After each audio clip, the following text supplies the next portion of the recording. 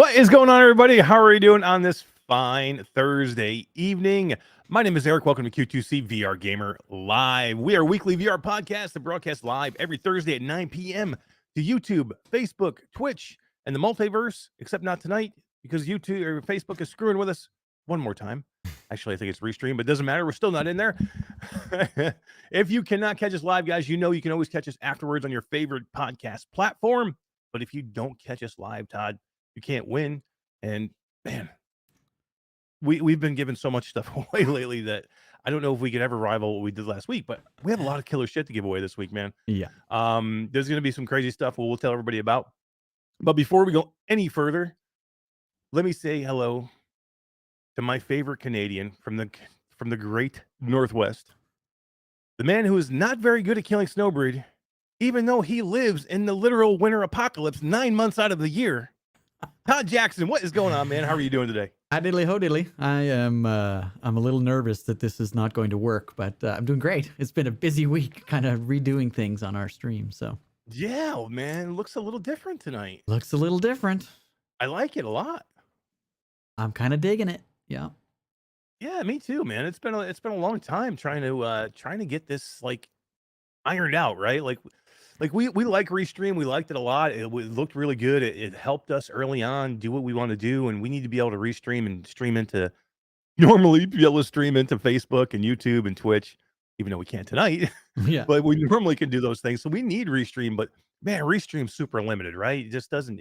You can't do as much in Restream, you know, when you're not using OBS or Ninja or any of those. Yeah, but I think we're things. actually the announcement didn't go into Facebook, but it looks like we're streaming into Facebook. We got two people really? connected to Facebook, and there's nobody in Twitch, but Twitch says it's working as well. So we might be better than we thought. Yeah, that would be cool. It would actually be nice if we actually went the opposite way one of these nights and thought we were not going to be in there and actually we're in there instead of thinking that we're going to be in there and not in there. So I would definitely prefer that action. That's true. That'd be a nice change of pace finally. God, this feels like home, man. I like the new logo, the little Q2C logo, the VR Gamer Live logo. A little fancier. I'm kind of digging it. Boxes. What do you think? What do you think our friend D thinks? What D? I don't know. What do you think? Let's find D, out. what do you think of our new home, D? We're home. Like it. I kind of like it. Hi, D. Digging it, yo. Chinatown D is in the new. You look at you right between the Q2C VR Gamer Lives. I know. Right between the boys. Right between the boys. You know who likes to be between the boys? I know, right? My mom. Yes, she does. Yes, she does very much. I'm so happy that's working. I hope you guys all heard that. Yeah, guys, let us know what you think in chat. Let us know, you know, how everything looks and what you're thinking. You know, how everything is set up. Can you hear us good, volume wise? This is a first for us tonight, and I want to thank a couple of people. I want to thank Todd for doing a lot of the work and doing a lot of the heavy lift on this, and then say thanks to all of our patrons who sat with us on Monday night while we got this jank under control and tried to figure this whole mess out. And then I'll say a special thanks to Skiva from Between Realities, who popped in to our Patreon meeting and gave us some good pointers on how to set some stuff up. So yeah, big help for sure. Yeah, I think it looks really good, and I think it was definitely worth it. And as you guys will see tonight, a lot of our transitions are going to be a lot better. Everything's going to be a lot smoother. We're going to be able to move in and out of trailers better. We'll be able to move in and out of guests better. We won't have that one big screen of somebody's face that pops up real quick before we have to I'm moving things around every time. All that's gone. Thank you. Yeah. Thank you. Ryan Brandon says after the jank. After the jank. Yeah, exactly. Kuba92 says new merch coming out with the bright and shiny new logo. Yes, it's coming. It's coming. It's coming. Yeah. So the little like cartoony, pastel-y colors of the logo are gone. That is gone. It's going away. Yeah. Yeah. Get them now. Get it. If you want one, if you want the OG, get it now. Yeah. Order it now because it's gone. Yeah, it's gonna be gone. We're gonna go to the new one. It looks really good. I like the new fresh look of the logo. I think it looks really cool. I like the new background too, D. It looks pretty cool in the background. These little. I know. Yeah, this used to be the background I just put on my green screen back when I used a green screen. Right. And I thought it's all of our colors and stuff. So I thought let's just use it as the whole live background. So I like Super sharp. I like it a lot. Let's get in here and see what people are saying and say hello to our Mateo chat. says he needs some cool new merch, and there might be something coming your way. Yeah. Hell yeah, Todd, take care. Set them up, Todd. Yeah. Set them up, Todd. Let's say hello to some people in chat. Say what is going on, Mateo? How you doing, man? Thanks for stopping in. Blue Belt is here. Says Kubo 92. You win. What did Kubo win? I He don't was know. first. Oh, because he was first. Oh, he I was like first. it. That's Nice. right. Good job, Kubo. Kyle Kitchens is here. Says what's up, VR Spry Guy. Troy Gillis is in the house with his new little logo that he's got by his name. Do you see that with the little Yeah. pink ribbon?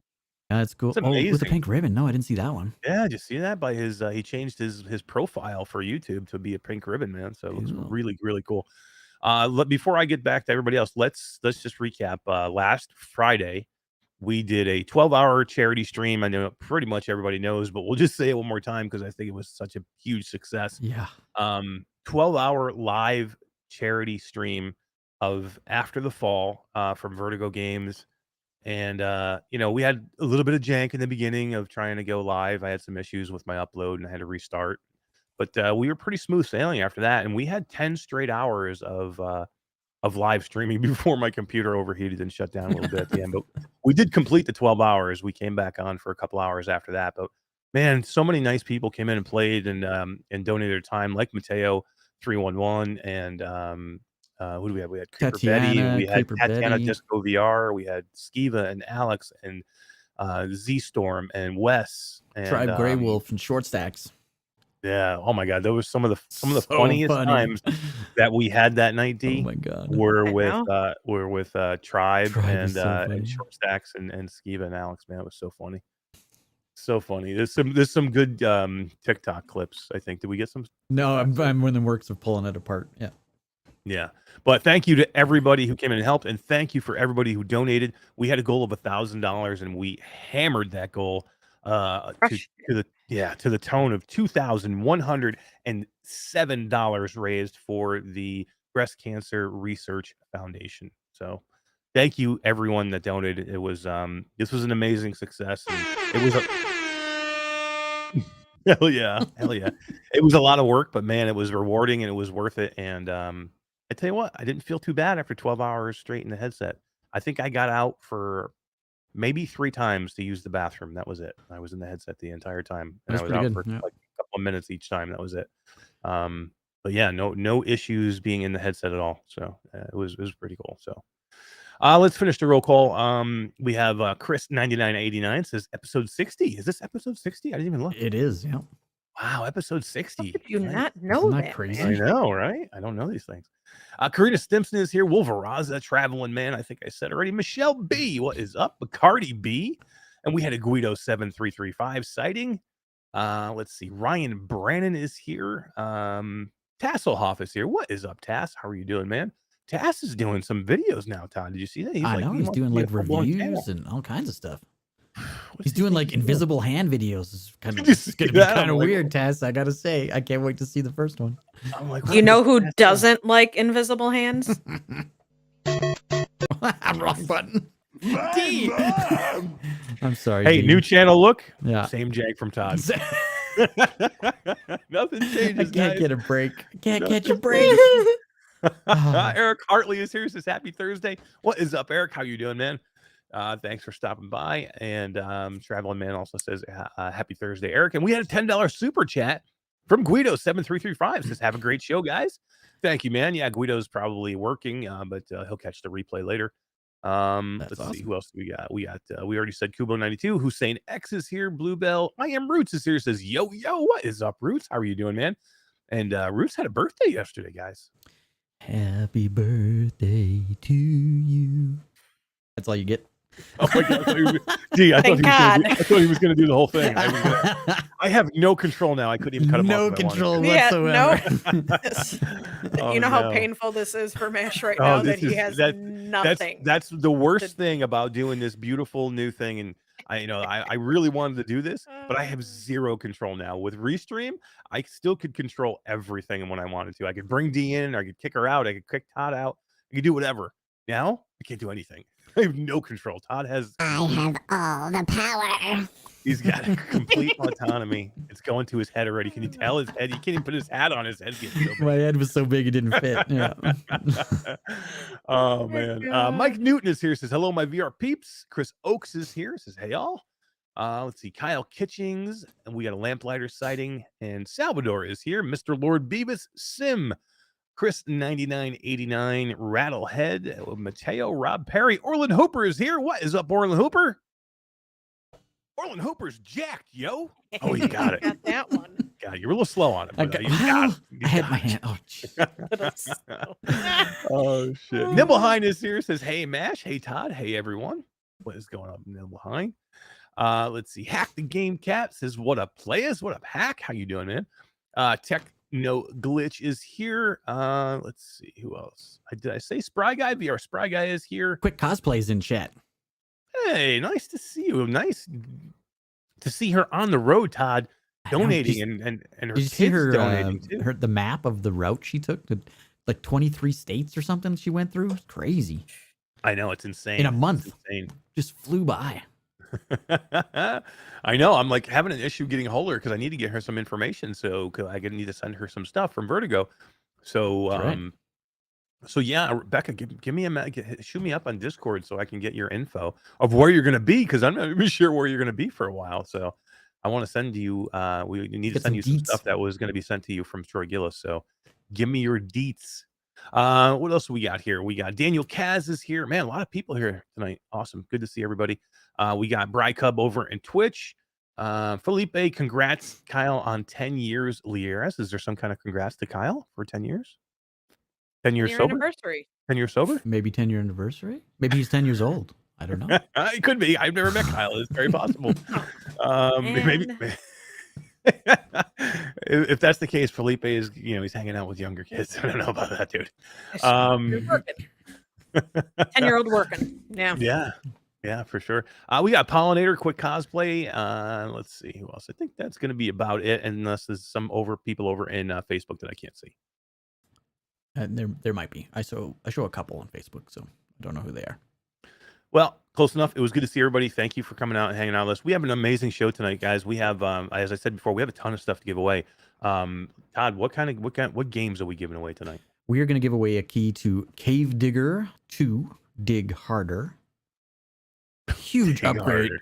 Huge upgrade from their first game. I liked the first game. It was kind of cool. You could play it in a nice small play space.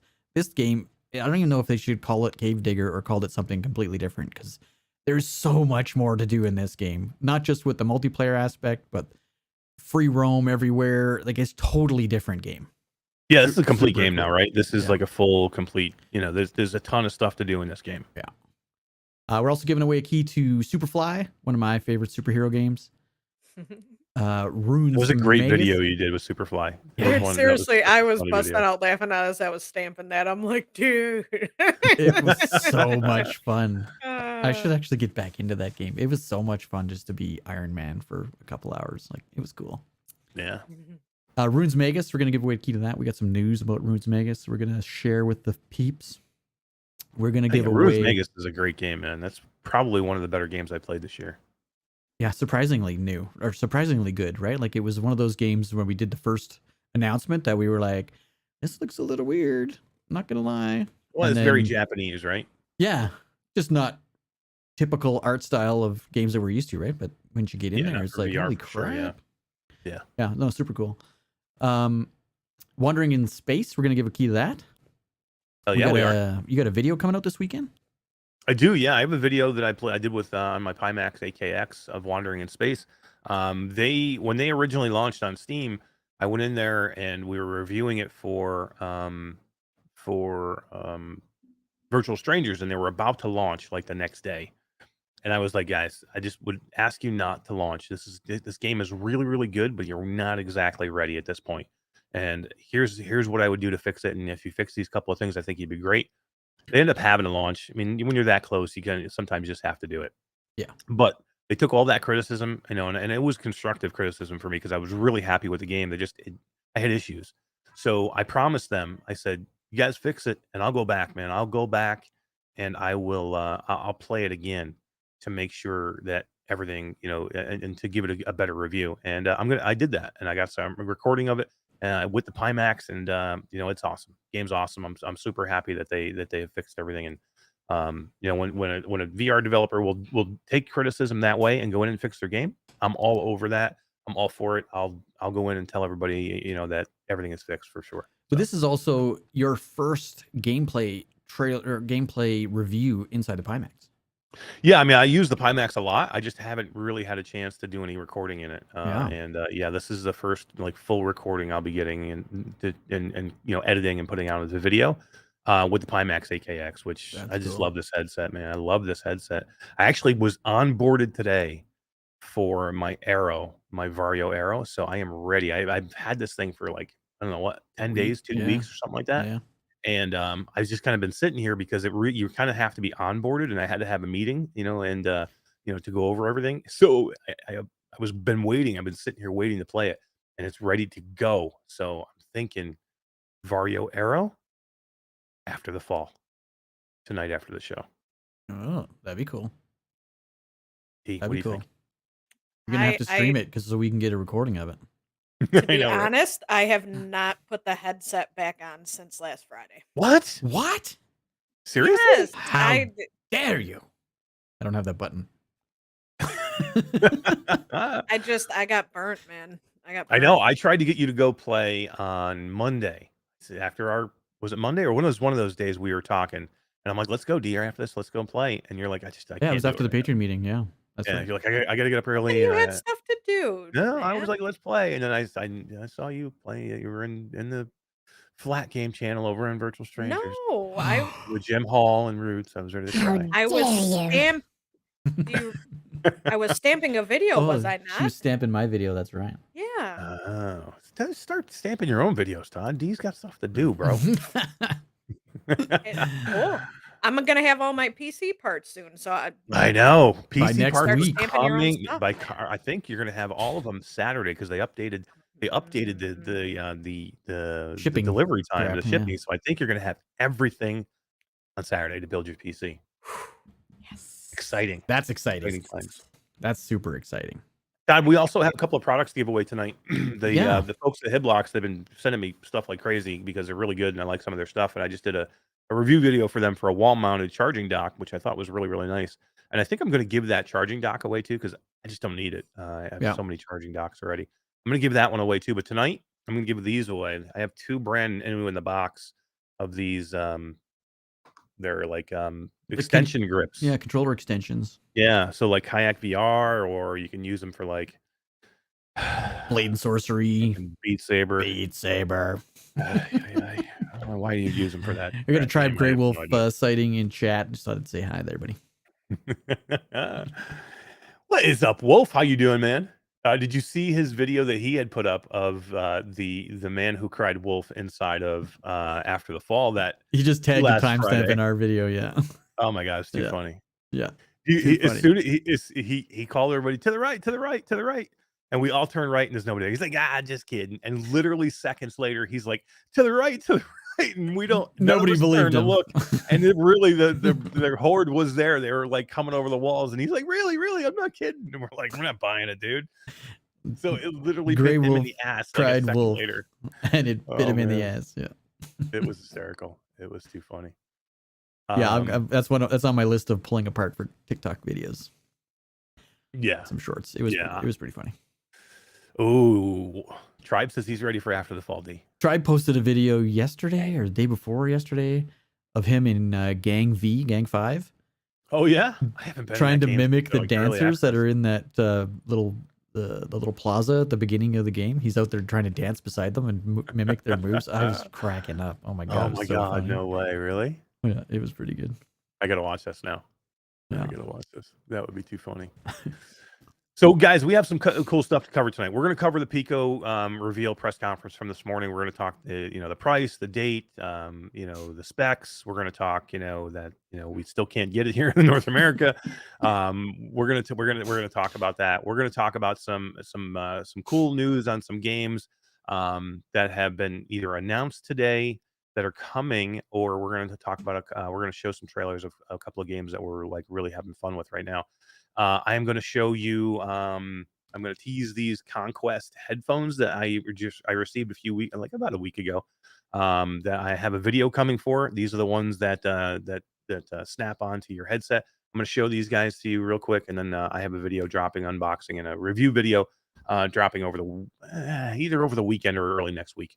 But I want to show you guys those tonight. They're super, super cool. I did a video on them a couple weeks ago, well, maybe a month ago or so. They're super cool. Yeah, they are super cool, and the price has dropped. They were $250, I believe, when they first were $259, $239 for promo price. Yeah, and we then said it's a lot of money, but it might be worth it because they're that good. It might be, but they dropped the price, Todd, to like $175, I think now. They're $179 for their intro price, and I think it goes till the end of October. And then I don't know what they're gonna. I can't imagine they're going back up to the $279 price, but yeah. But at $179, that's a good set of headphones anyway. So yeah, I think they're fantastic. And they clip on everything. Every headphone, every headset you have behind you, those clip on. Yeah. Even you made them work on your Halo strap. Yeah. For your Bobo M2 Pro Halo strap, and which are really not meant to go on a Halo strap, but you made it work. And they never fell off. I played pistol whip, and I was bouncing all over the place, and they were fine. You know who likes them when you bounce all over the place? My mom. Yes, she does. Yes, she does. So we have a lot to say about Pico, but before we even get into all that, what I would like to do is we had sat down on Tuesday, I believe, and we had a great conversation with some of the developers over at Resolution Games that are on the Ultimechs team. And now they're in Sweden, guys, so it's not possible for them to come in at this time of night. It's, they're 6 hours ahead of us, so super, in the middle of the night for them, middle of the early morning for them, really. So we did have to pre-record it. We don't like doing pre-recorded videos and interviews, but this one's really good. The people that we spoke to are really smart, really nice people. And Todd, I'm not gonna lie. I think it was a pretty damn good interview. It was a lot of fun. They're really easy to talk to, very informative. Yeah, it was a lot of fun to do, even though it was 7 o'clock in the morning. Yeah, it was early for Todd, but it was fun. It was a good interview. It's not that long, guys. It's only 20 some minutes. Yeah, something like that. Yeah. And we have an Arabella 72 sighting, and she says hi. And Arabella 72 came and joined us for a lot of our 12-hour stream the other day. I believe she found us, Todd, from the After the Fall Discord when Vertigo shared it out. And she came by and she donated to the cause, and she hung out with us while we were playing a lot of After the Fall. And she has found us over here now, and I hope she comes and hangs out and stays. And everybody in chat, let's have a big hi and hello to Arabella 72. How are you doing? Thanks for coming. Yeah, she jumped in and out a couple times all throughout the day on Friday. Yeah, so there was so many cool people there, man. There was so much fun. GT, I forgot to mention GT. GT stopped and played with us for a while on Friday, and so many cool people. There was people that we could have got in there. We ran out of time. We just couldn't get any more people because you unless you only want to have people for 15 or 20 minutes, you got to give everybody an hour to get in there at least. Yeah. So 24-hour stream next time, Mash. I think it's gonna have to be D. I think it's gonna have to be 24 hours. Oh my God. I don't know, man. I was fine with the headset at the end of 12 hours, but it's just you get tired. You know what I mean? It's physically. I don't know if I could do 24 hours of organizing and managing people. Yeah, you could. If I'm going to be, we're done. No, we can't do it now. No. Oh, how dare you just like throw that whole dream away on the screen? Crushed. Yeah, I'm gonna. Lots of love in chat for Arabella 72. That is our community, Arabella. We have amazing people here who all love VR, and they better all love After the Fall or they're out of here. And hate Beat Saber. And hate Beat Saber. Right. Yeah, we all hate Beat Saber. Absolutely. So what we're going to do, guys, we're going to jump into this. Interview. It went really well. It's not really long. It's really informative. There's a lot of good news about Ultimechs in here. There's a lot of interesting stuff about Ultimechs in here, and I think you're going to like it. I think you're going to dig it. Todd, hit that magical up, baby. Ring that thing up. Let's see this transition. All right. Thank you, Todd and Eric, for passing it over to the better Todd and Eric. We are with the producer of Ultimechs. Pavarthi, how are you doing today? I'm doing great. How are you? Good. Thank you for being here. We really appreciate it. We're also with Clint, who's the 3D artist on Ultimechs. How are you doing today? I'm doing good. How y'all doing? We're doing great. We're super excited to have you guys here. We've been absolutely loving the game, and it's an odd thing for us because we were not. Neither of us were big like knock fans or Rocket League fans, which is very comparable to this game. It's the style of game that it is, and we were not fans of those games at all. They're not good games. They're just not my kind of games. But for some reason, Ultimechs is my kind of game. I absolutely love it. So I went into the game with low expectations. For some reason, like Ultimechs is my kind of game. I absolutely love it, and I went in super surprised at how much low expectations. So right off, it's my kind of game. I absolutely love it. And I went in. All right, that didn't work. So right off. We back. Yeah, we're back. That didn't work. What happened, dude? The we back. It's echoing like crazy, and I don't know why. The we back. It's echoing like. What'd you do? You broke it, bro. Yeah, I don't know why it's echoing. So I thought I'd save everyone's. Yeah, it's getting worse and worse. It's the echo is echoing, and the echo is echoing, and it's getting worse and worse and worse and worse and worse and worse. So we killed it. So we may have killed it, which may mean that the trailers are going to do the same thing. You talk. Okay. Let me pull D back in. Yeah, pull D back in. And let me see if I can't sort this out. Let's do this. Let's start talking about Ultimech a little bit, and we'll just see what we can do from there because. Todd continues to screw everything up. I don't know. I think he's fired. I think this is it. I think we finally hit that spot. I think he's got to go. Oh my Who God. do you think is a good replacement? Who do you have in the wings, D?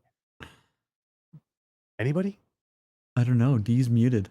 Oh, why is D muted? She muted herself in video. Because that's There what she you is. told me to I know, do but when you- the videos came up. So You did a good damn. job. Oh, You did a man. good job. Everybody was like rolling on the floor laughing about this thing. I know the chat's going crazy with echo. Okay, I think was I like, figured I thought out it a was different me. way we can do it. It's just not Okay. as fancy, but give me a minute here. Okay, no worries. Let me know when you gotta need a few minutes. Yeah, like a minute or so here. Okay. So, as everybody knows, Ultimechs from Resolution Games is a free-to-play game that were smartly did and anytime you can take multiplayer and you don't have to worry about building lobbies or filling lobbies because it's free, that's a smart move with these things. I mean, that was why Knock almost killed itself out of the gate because they were going to be like $24.99 or $25.99 at first until GT talked them into dropping their price to like $9 or $10. Otherwise, I don't think they would have had even close to the success that they did. And I think Resolution saw that and they decided that, it was probably best to just go free and do the Fortnite kind of deal where you are doing a battle pass, right? You're going to do a battle pass and, you're going to try and set it up to where, you're going to pay. You can pay. You don't have to pay to play at all. You don't have to pay to win. You can just pay for in-game stuff. So if you want to get the battle pass, you want to get different things, you can do that. And then, that's how they're going to make a little bit of money on the game. It's the only way that they can make, they have to make money, right? I mean, if they're not charging for the game, they have to make money in some way. And, if we can get the interview going, you'll see, what we talked to them about and how we discussed, the best ways that they thought in-game stuff to maximize that to where, people would be looking for, different things to do in the game or different things to buy in the game to where they could just, make a small purchase here or there, or like I said, get the battle pass so you have enough points to open things up. And there's a ton of stuff they talked about opening up, Oh Todd. yeah. And there's no time limit, which is important. Yeah. So like with Fortnite, you have only so much time to open it up, right? Here, once you buy the battle pass, you get it no matter what. So there's no time limit on it. So I thought that was really important too. All right, Wonder I if think that'll I think we're change, ready though, to go. 'cause how is that going to be, in the long run? Yeah, I mean, because they're going to want to have to do different seasons, right? They're going to want to do Right. multiple seasons. So if you always have a chance to open up that old season, I think you'd be okay. Jim Hall can fix the echo. What did you say? Jim Hall. He's just sent me a video, a YouTube video on how to fix the echo. I'm gonna poke him in the eye. Oh shit! All right, Todd. Let's try this again. Your job's on the line with this one. So we're gonna use a different scene, and you guys will have to just be quiet. Mute your mics. Okay.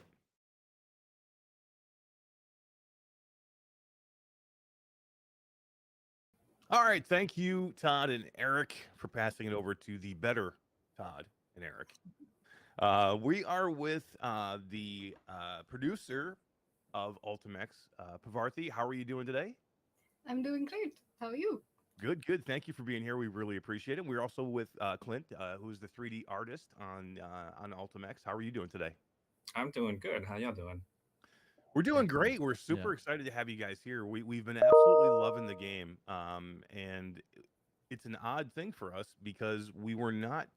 Neither of us were big like knock fans or Rocket League fans, which is, very comparable to this game. It's the style of game that it is. And we were not fans of those games at all. They're not that they're not good games. They're just not my kind of games. But for some reason, Ultimechs is my kind of game. I absolutely love it. So I went into the game with low expectations from me liking this style of game. And I was super surprised at how much I liked it. So right off the bat, let me say, fantastic job, because if you can pull me in as somebody who doesn't like the style of game, you've done something right here. Awesome. Thank you. Yeah, Eric has this this pre-notion that it has to have zombies and machine guns, or it's not a good game. So to get him hooked on something completely different is a feat. So, and I loved it, and the stories are true. I don't like Rocket League on the computer. I'm just not a fan of that playstyle. But I could not stop laughing and having a ball when I was playing this game. It was great fun. Yeah, that's awesome. That's actually something we've been reading. Like, some people are like, we usually don't like sports games, but we love Ultimechs, and that's been super cool to see. Yeah, I just think it goes to the pace and the play and the style and the mechanics of the game. So, but before we get into that, let's before I jump ahead of myself, let's get to know a little bit about you guys. So Pavarthi, as the titles producer, tell us a little bit about what you do, how long you've been with on the Ultimechs team, and with Resolution Games. Right. So, game producer. What you do is you facilitate everything that the team needs. So it's a lot of scheduling and planning, and then just making sure everyone has what they need to get the work done and get the game out. So that's it in a very, very brief way. And I've been here since March of last year working on this game. So it's been a while, but it's been really rewarding and really one of the most challenging and fun times that I've ever had working on any game. So you're the person that's always asking, is the game done yet? Yeah, pretty much. That's all I do. And I come into work, get a coffee, ask Clint, like, hey, are you done? And he just says no. And it's been like constant disappointment until like last week when he's like, yeah, we're done. And then everybody takes a big deep breath after the launch, right? And you can pass out for a week. Yeah, pretty much, yes. So you've been working on this for 1.5 years. We've actually been working on Ultimechs for longer. But wow. Yes, the game has been in production for a little over 2 years. And my contribution was sadly towards the end of it, but one would say that was the best part of it. For sure. I bet. Clint, tell us a little bit about a 3D artist. What do you do for the team, and how long have you been with on the Ultimechs team and with Resolution Games? Yeah, I've been at Resolution Games for almost 6 years now. Wow. So I'm like the old timers. Good for you. You're OG. I love it. OG, yeah. But I'll work with the other artists and coordinate with them, and we try to make the game look cool. We try to build cool things and put it in. Awesome. I think you hit it out of the park. So, thank you.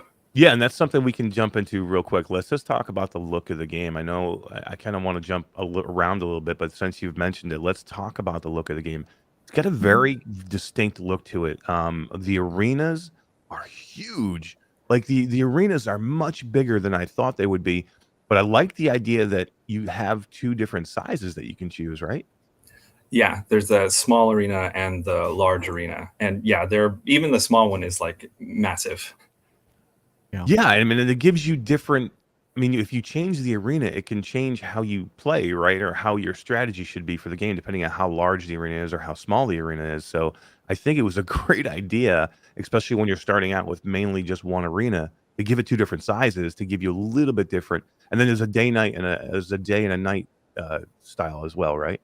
Yes, correct. So it gives it a Yeah. different feel with the sizes and the day and the night. But again, the size really changes the way you strategize and play the game. Definitely, yeah. When we were prototyping the game, we tried like various different sizes, smaller ones even, and that like the gameplay was super crazy because you've got the ball, which is quite fast, and with the tight arena, the ball is just like zipping back and forth, like really, really fast. So we kept expanding and trying to find like a good middle ground for where the gameplay would like feel good and tight. Yeah, and I think it works really well, and we'll get into a little bit of the other stuff later. But let me ask a question. As a 3D artist, why mechs? Was it always mechs when you were doing Ultimechs? I mean, was it always an Ultimech game, or did you start out with another body style, style of being, or was it always a mech game? It was always mechs, robots, mechs.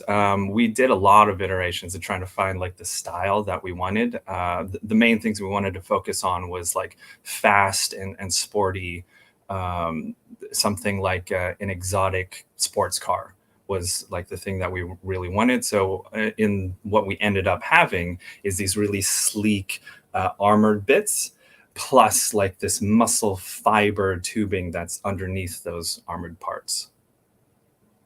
Yeah, and I love the design of the mechs too, right? They're so cool looking, and the whole idea of because at first you think mechs, you think bulky, and you think heavy, and you think slow, and that is nowhere near what this game is. This game is smooth, it's fast, it's reactive, and it's not if nobody has played this game and they're watching right now.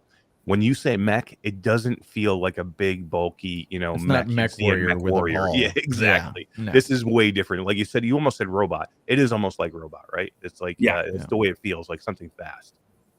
But Yeah. Ultra Robot just doesn't roll off the tongue like Ultimechs. Very true. Okay, so with talking about mechs being the vehicle of choice, what was the whose idea, or was it a group idea, to make the fists your projectiles instead of actually having to punch the ball, to use the gaunt jets that you call them?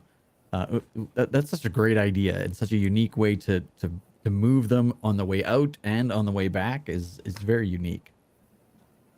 That was our game designer, Daniel. He came up with the original concept. That was actually before I was even on the project. Oh, wow. But That's like he an just- OG idea.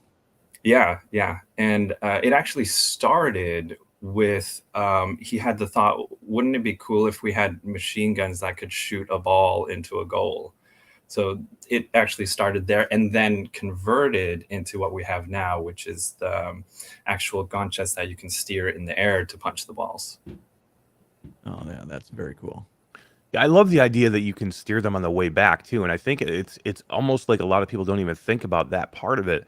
That it's not just shooting it out and then steering it to hit the ball, because you can actually affect what's going on the way back to your wrist. Because you're kind of vulnerable, right? Once you fire, especially if you fire both of your wrists, your gaunt jets at the same time, then you're vulnerable. You have no other shot, but they're still out there. You're recalling them back to you, and you can actually steer them and control them as they come back to you, and you can affect what's going on around you still. So I think that's like an overlooked part of the game that a lot of people may not even know you can do, because if people don't try and steer it on the way back, they might not even know. And I thought that was one of the best parts of that mechanic. One of the cool techniques that we would try to do is on the way back, either try to like save the ball from going to the goal. We can like pull it back, or at least change the flight path of the ball to throw off the opponent. So you're normally like punching forward, but then you go behind it and you're like breaking your pattern for a second to throw them off. Oh, intentionally pulling it back instead of, oh Instead of shit, I punching missed. forward. Now I got to try and get it back. Yeah, right. Yeah, I love it, and I love we kind of touched on it real quick. I love the idea of the power shot, being able to use both at the same time to give you that power shot. But it's a trade-off. If you do that power shot where you want to hit it with both gaunt jets at the same time, it can reward you, but you're left defenseless for a while until you get them back. And then there's the whole idea of how far you throw them out. So you can control how far they go away from you, but the farther they go, the longer it takes to get back. So there's a lot to it's not just mindlessly shooting these gaunt jets out all over the place, because you have to think about how you want to do them and how you want to shoot them and how long you want to retrieve them and how long you want to be defenseless to say. So I thought that the strategy involved that you put in here was brilliant with the gaunt jets. Thank you. Yeah, the funnest part of the game for us was really like steering the gaunt jets through the air to try to find angles to attack the ball into the goals. Yeah, it's just fun to watch the trail. Like, even if you're not, like, the best part of most matches is the post-match celebration time, or whether you won or lost, if you have an opponent on the other side, the two of you are usually doing some little dance moves and just like shooting the gauntlets in the air, seeing like, hey, look what I can do. This is how good I can maneuver it. So it's just super fun in general. Cool. It's just a fun mechanic to play around with. Yeah, and for me, it was like when we first started playing it, I was like, okay, this is super intuitive, easy to control and to start, but hard to master. So this is approachable. Anybody can jump in and do this. You can shoot it out, you can fire it, but the mastering part of hitting the ball correctly with the fist and have it go exactly where you want, and then doing those strategies like we just talked about. It's very rewarding when you figure these things out and you start to get better at them. So again, I think it's a perfect mix of approachability, but it's not easy to master. It's going to take you some time, so it's going to be challenging.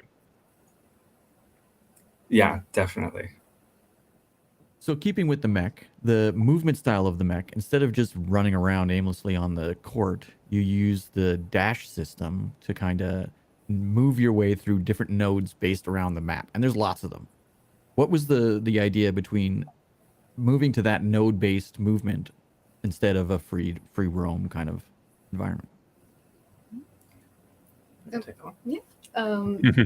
We did try out both at one point and preferred the node based or the dash pad system because it's so much faster. It's fast, and it brings a fun element of strategy into where you want to position yourself and where you can position yourself to get those really good shots on the goal.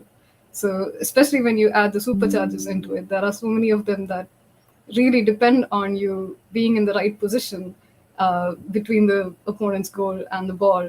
And a lot of the time with the free locomotion system, we didn't find that it was quite as challenging and as fun. And whereas with this, there's always the element of, okay, we have to see where to go, and is that place occupied by someone else? And if so, then which is the next best place? So all in all, it just added so many elements to it that we were not finding otherwise. But do you want to add something? Yeah, one of the other cool parts about it was that you can't always have a straight shot. So there's this, like if you're playing Viper, for example, and you're waiting for this hyper strike that is like a sniper shot that just goes straight, you kind of have to wait for the ball to line up, and that like feeling of anticipation of like, it's almost there. Oh, but then somebody hit it like that. Oh, that feels awesome. So we chose this to keep all these little moments of drama during the game. And it's such an epic feeling to be like aiming it and then getting the shot from the right position, because no one's expecting you from way back on the back line to do that. And it's just, it adds so much to the game. And you can't occupy the same place. So like you're saying, if you're planning ahead in your mind and you're like, okay, I want to be up near the goal on the right to do this shot, and I'm gonna even pass it to myself. If you do everything that you're gonna do and then you go to move and someone's there, it could throw off your whole strategy. Yeah, and I think it was a super smart idea, but it was probably the whole node based that had to be like a bit of contention on the team, because not everybody likes node based, and when you tell people node based, they almost automatically go, oh no, I don't want anything. I don't want any part of that. Because when you think node based, you think slow, you think methodical, you think I want Like free Elven loco. Assassin is node based and it's very slow. Yeah, well, like you're like, I want free loco, and you have to basically convince people here and show them that you don't want free loco. You want this node-based movement. It is so fast. It's so fast and it's intuitive. The flick system with the controller of moving to the different nodes is so much faster than you think. It surprised me.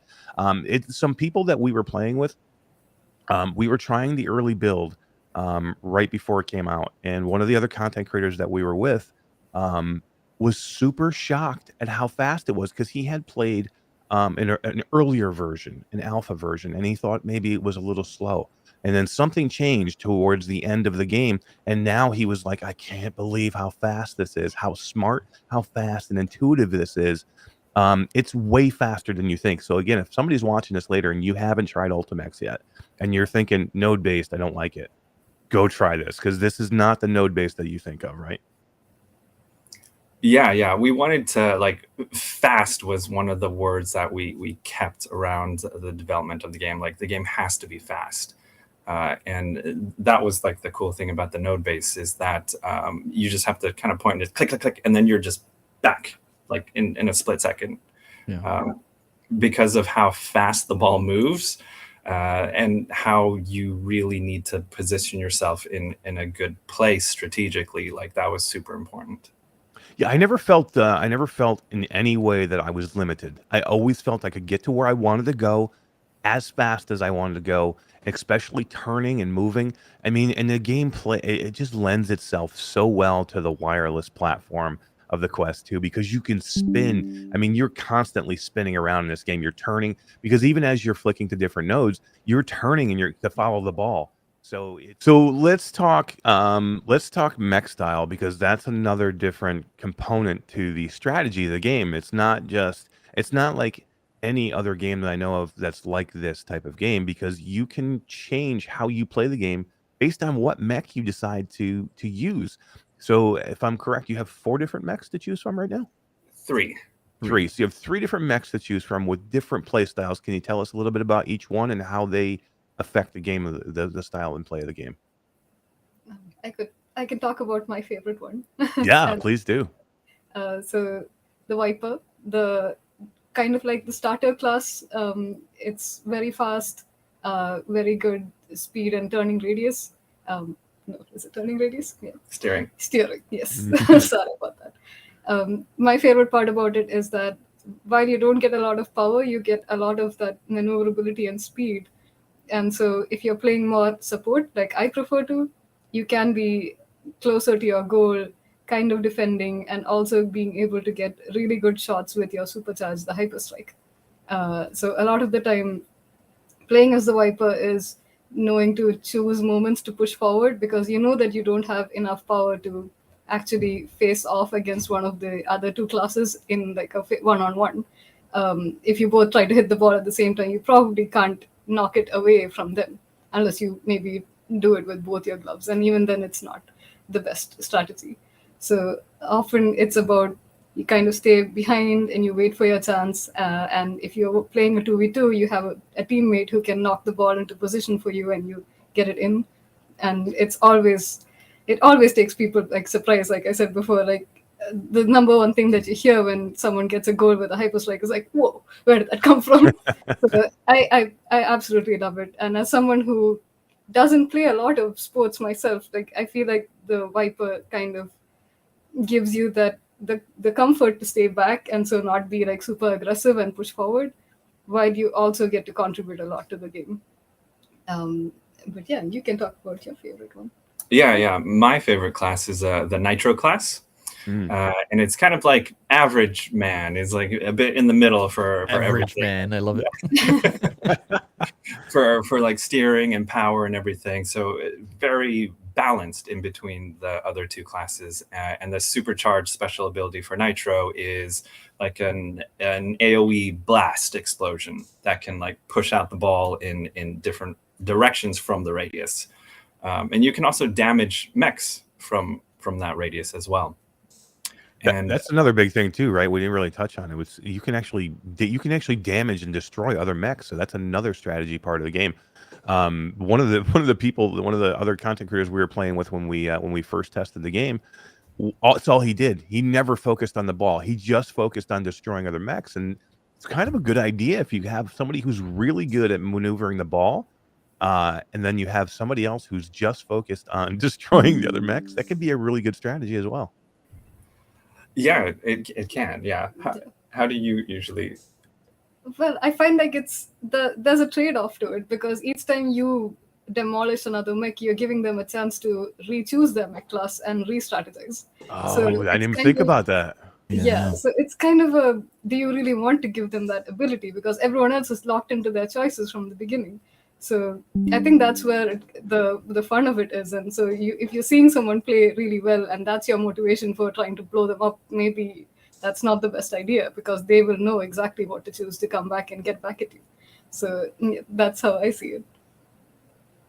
And your third mech is more of a defensive mech, right? Like it throws up the big blue wall of defense, which can be beneficial both on defense and offense, because you could put that wall right up in front of their net and the ball bounces back and forth right by their side. That's where I was throwing that wall up. Yeah, exactly. The Titan class, it's the strongest class of all the mechs, but the Gauntlet also flies the slowest. So you have to prepare a lot in advance because your gloves just can't catch up with the other classes. But the wall is, super great for defense, of course. Just it'll block half of the goal. So the opponents still have an entryway to score.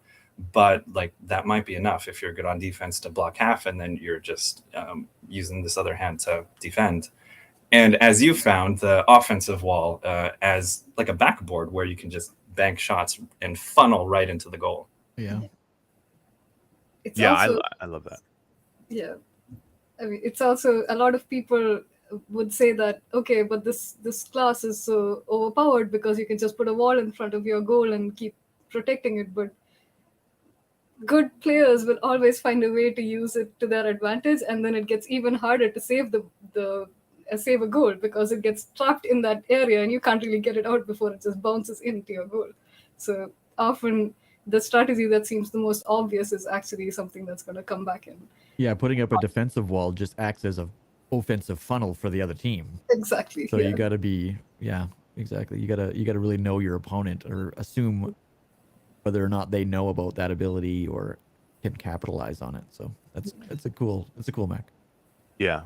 Let's talk a little bit more about strategy and number of players on the board. So in the arena, you can have 2v2 or up to 3v3 if you use a bot, right, on your team? In a custom match, you can set up these like private matches where you can have 2v2 and extra bots. I'm sorry, go ahead, you finish. You can set up the teams any way you want. So if you've partied with your friends, you can have 3 friends on the same team against 3 bots if you'd like. Yeah, I thought this was really neat. The idea that, number one, you can mix and match how you want to have it. You could have 2 people versus a bot and another person, or however you want to set it up. But what I thought was really great was when you get to the 3v3 type, you can actually have 3 people playing differently. You can have somebody who's really good just going after the ball and trying to move the ball. You can have somebody be a goalie almost and just stay back and protect the goal. It would be great if you had a third person and not a bot who could be the destroyer, just to go out and just start, trying to kill other mechs, which would be great. Any plans for possibly making a 3v3 person and instead of having the bot in there? We're discussing. We've talked about it on the team many times, especially now that a lot of the community is also talking about how fun it is just to play in 3v3. But we'll have to see where we go with those.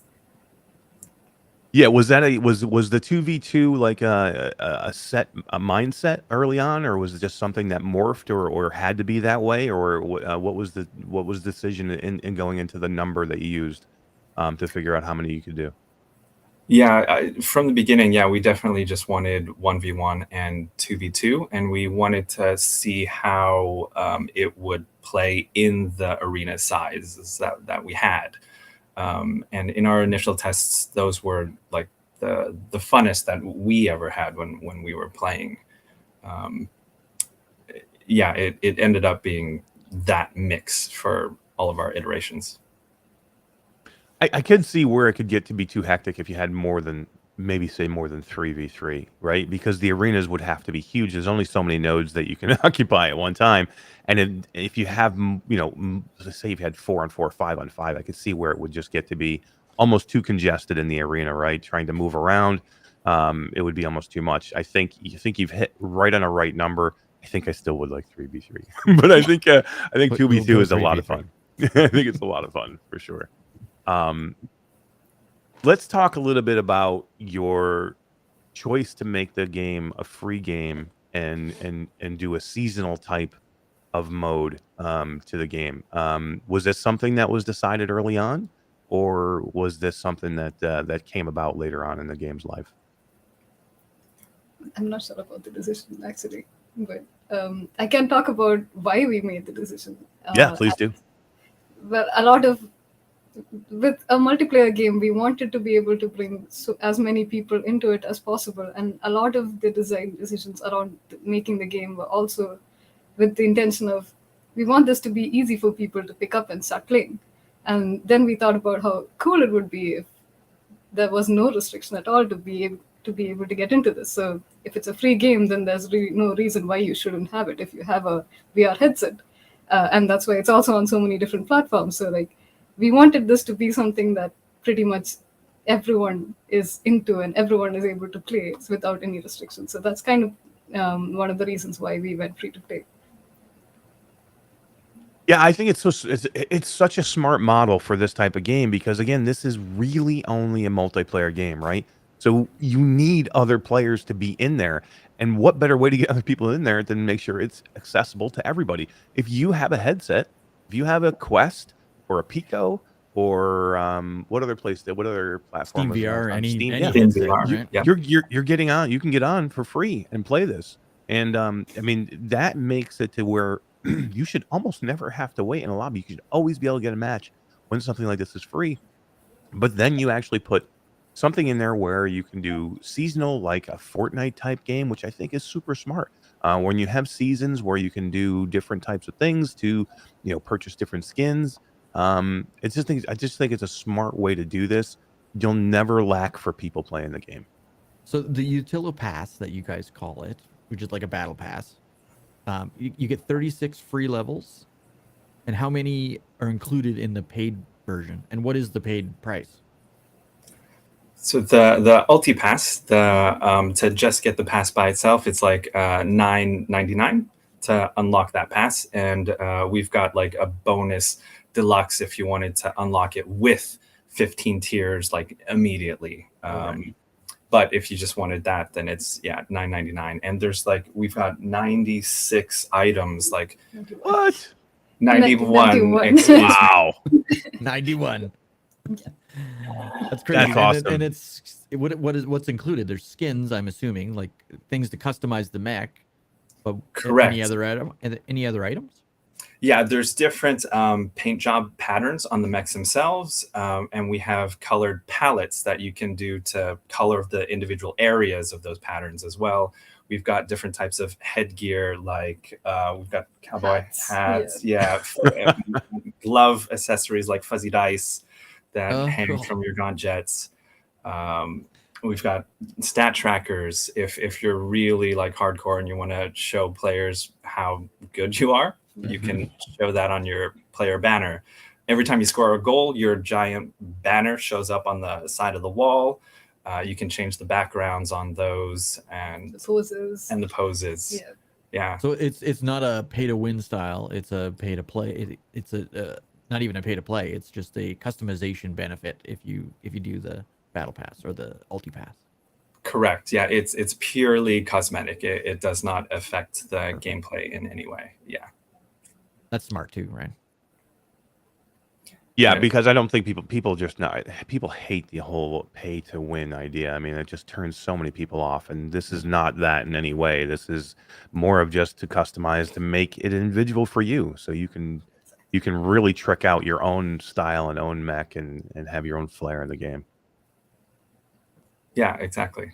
And our Ulti Pass actually doesn't expire, so you can take your time to play through it. Like whenever you feel like jumping Oh, on, wow. it'll be there.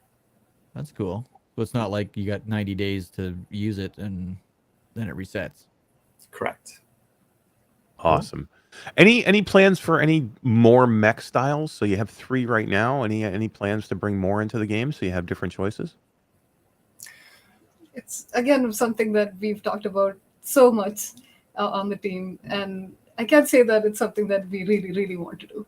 So because with a game like this, players we want to give players like a lot more variety and options. So yeah, definitely it's something that we've been thinking about. I think one cool feature that some people might not know about is that we actually have this full physics system of the ball in the game. So surface friction and air drag. So if you punch the ball on the side and it starts spinning, you can actually curve the ball and bend it in the air. What? Yeah, you can do crazy trick shots, and when you bank it with spin off of like the sidewalls or the ceiling or the floor, you can, like in tennis, you can top spin the ball or like kick it sideways. So you can get really creative with how you want to score points. That's why I'm saying this game is going to take people. I mean, you're going to be mastering this game for months, trying to get everything, and this game is going to lend itself to, tournaments. And there's so many things that you could do in this game. When you have a multiplayer game like this, people are going to have so much fun. You can set up leagues, you know what I mean? And have, have playoffs and how much fun do you have in the office? Do you all play it in the office and hang out? And Yeah, for sure. I think that is the best part about making this game, is the fact that everyone loves playing it, and we playtest it all the time, and the people on the team have gotten ridiculously good at it, like to the point that like anytime someone new comes onto the team, it's like, okay, you've got to earn your place. You got to like fight your way back because everyone is insanely good. But it's such a fun thing, and I think that it's hearing everyone laugh and have so much fun while playing a game that they've been working on for this long. It's a very nice feeling. It's so satisfying, right? Yeah. Yeah, super. And that's why again I'm so happy that this game is doing so well. I think it was done so smartly, and it's just such a really good, approachable game that I love playing. So I'm super happy that it's doing so well. And can you give us any idea of a roadmap? I mean, do you have any plans that you can share for the future that you know of, or I mean, this game is going to be supported. This is going to be an ongoing game. So is there anything that you can share with us? I mean, we're always in constant talks of like trying to figure out how we might do a new mech class, and we're always talking about the next Ulti Pass. So we have things in the works, and I mean, we'd love to surprise everybody with it when it comes out. New arena. I want a new arena. 3v3, 3v3, 3v3. 3v3 in a new arena. Can we put our wish list in? I'm going to call Amber right now, and I'm going to ask Amber for my wish list.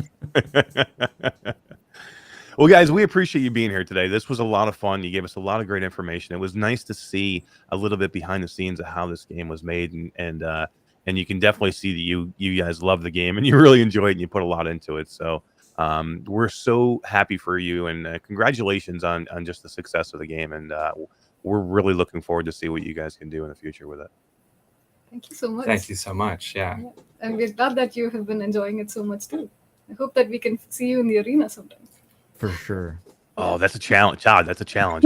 They just challenged us. They would so kick our asses. We're really bad at it. All right, you know who's worse than us? Those other two jokers over there. Back to Eric and Todd.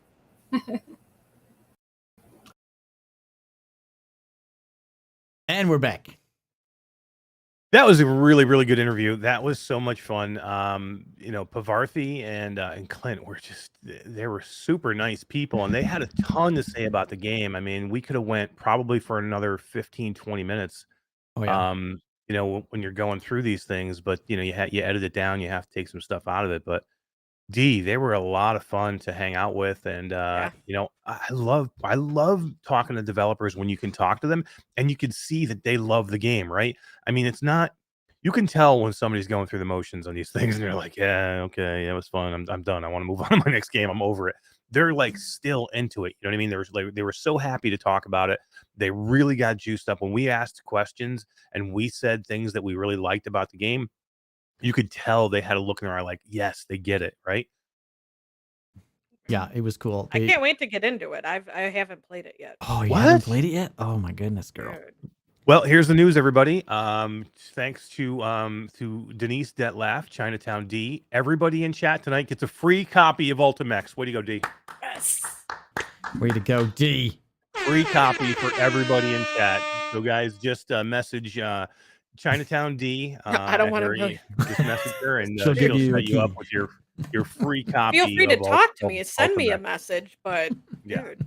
D, how nice is it for you to get everybody in chat a copy of A this game? free You're game. amazing. Like there's Yeah. 53 people Dude. in chat, and you're giving them all your free games. Dude, From my seriously. heart to you guys. You're amazing. Nice. You feel Everybody like wins. Everybody wins. You get a key, D. You get a And free you key. get a key.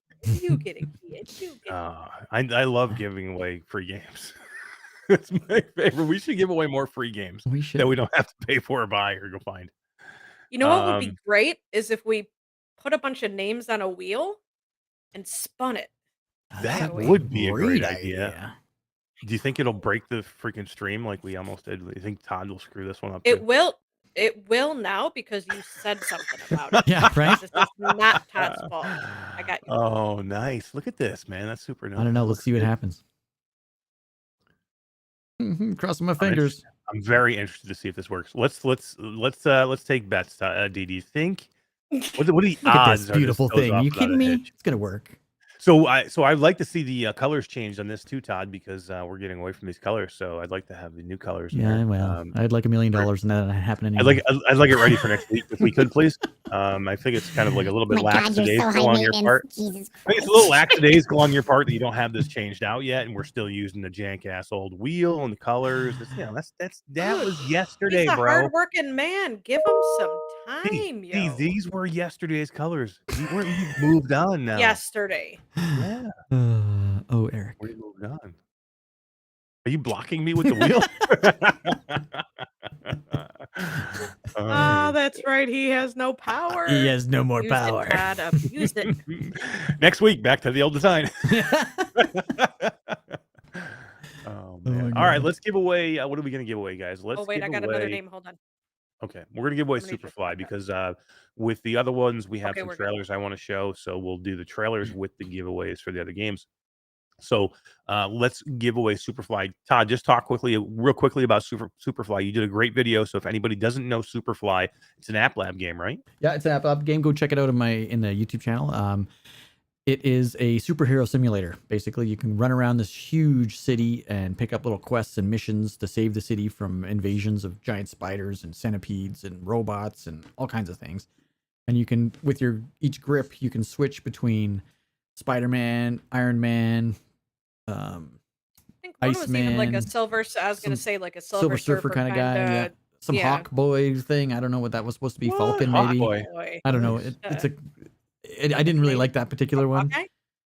Or No, it's doesn't kind of love like Hawk Falcon. Boy? the Falcon, yeah. Yeah, kind of like Falcon, but I think everybody likes the new size of the wheel.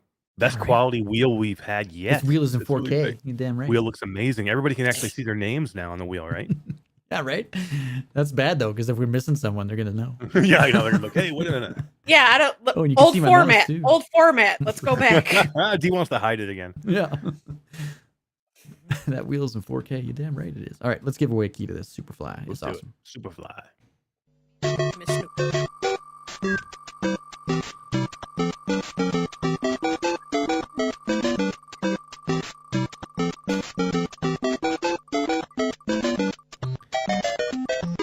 Nice. Oh, is that Salvador or Destiny or Kubo? Whoa. Salvador. Salvador. Oh, Ooh. Destiny. Oh, Salvador. Nice. Good job. Congratulations, Congratulations, Salvador. That's awesome. Way to go, Superfly. Really, really good game. I've never played it, but I'll take Todd's word for it. I watched him play It was super fun. which was enough for me. Just being Iron Man himself, like the rest of them were kind of cool, but I spent most of my time as Iron Man, and it was just so because you much had fun. different superheroes, right? Like how many? Like you could have like There's 5 or 6. Even Doc Ock was cool because like you had a the big like a octopus Mr. arms. Freeze. Yeah, right. You had like a freeze guy, right? Yeah, that was like the Silver Surfer Yeah. kind of guy. Some sort of Flash, super running fast and super jumps and stuff like that. I wanted the boys game in VR, guys. Yeah, right. That'd be cool. How cool would that be? That'd be cool. That would be freaking cool. Yeah. Just go around decimating cities as Homelander. Right. Just laser Do beaming you people. watch the boys? I haven't watched the new season. No. No. I haven't hardly finished watch the last TV season either. I know. I don't watch any TV. I watched If it doesn't have- Andor. if What on me about, dude? Andor. I heard Andor I was just really watched good. it yesterday. I think there's only 3 episodes up so far.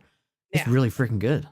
I I heard heard it was really good. Andor is the, post regular, Star Wars that everybody has wanted. So It's I can't really wait good. to- Yeah. You know what I haven't watched yet, which I really want to watch is Kenobi because everybody said it was fantastic. I haven't watched seen it that either. I haven't I'm just either. I'm a huge Star Wars fan, and I usually see I saw every movie on opening day. I'm old enough. I saw the original movie when it came out. Oh, so did I, man. We went to the theater. Yeah. I think I probably saw it 3 times. I saw, Empire Strikes Back on the first day. Even the new movies, I took my nephews, and we went and saw them on opening day, stood in lines to go see the new movies and everything. And I'm a huge, huge fan of that, but I just don't have time. I just don't like if I No. sat down to watch a movie, I would be thinking during the entire movie, I should shit, I need to be going playing VR Yeah. or making a video or doing something with I have the same with thing. the group or the page or doing something. And it's just I don't want to sit down and watch a movie and regret watching the movie. I want to just have fun with it, D. You got to watch Andor. Yeah. Sit down and watch. There's only 3 episodes right now. I binged them yesterday or the day before yesterday. I just binged them, and it was really good. Eric Hartley's in chat, and he just said, it's that kind of a Megatron Rainfall, and it's basically Megatron Rainfall for the Quest. Yeah, Megaton Rainfall. Yeah, it was same really idea. good. But that's Megaton the Steam Rainfall was version like with a way better graphics, obviously. Megaton Rainfall was like super, like you were almost overpowered. Like you could like sneeze and wipe out an entire city. Yeah. Oh my god, it was fun. Yeah. It was fun. It's that kind of. I would love to see them remake that game now. Yeah. Like that was Megaton Rainfall was like a 2016. I think. I would like to see them redo that or reimagine that because I think that they really make it would be really cool now. We got a super chat from Salvador, longtime wheeler, first time winner. Y'all are great. So nice. Congratulations, man. That's awesome. Very cool. Thank you, Salvador. Appreciate it, man. And congratulations. And Todd, tell him how to get in touch with you, bro. I just dropped my email in chat. Send me an email and I will get you your key. It might not be till tomorrow, but I'll get it to you. We had Casperold is here. Says no time. Yep. How you doing? Thanks for coming by. Appreciate it. And Ashes to Ashes sighting says, hey everyone. We hadn't seen Ashes to Ashes for a while, and then she stopped into the stream. I think on Friday, right? I think so, or last Thursday show. One of the two. She stopped. Yeah, one of the two. It was super cool. We miss you, Ashes to Ashes. We're so glad you're back, and thanks for coming and hanging out. So yeah, Todd, that was a really fun interview to do. Resolution Games is amazing. I love all their teams. From Civial, who works with on Demio, to Clint and Bavarthi working with Ultimechs, and Amber being the marketing manager there. I just think they do a fantastic job. They're all great team. All great people. Jimmy is Jimmy is another one, just a really good people. They make great games, and they're just really a cool squad, and they got to be so happy just to be involved with that company, because they're going places, man. There's a lot going on with Resolution Games right now, and I'm really happy for them, and I think it was a great interview, and I can't wait to get some more Ultimechs going. We may have to do some. We have to stream it. Maybe that would be cool. We can get in there and stream. Yeah. Maybe that would be fun. We'll have to put together a tournament or something. That's the cool thing too, is with something like this, you could see. I mean, you could easily make an esport out of this. Virtual Athletic League. Something cool like that with Ultimechs or Knock or any of those games. I think you could do a lot with them. Set up a bracket style Yeah. tournament system. I think it would be super cool to do something like that. So,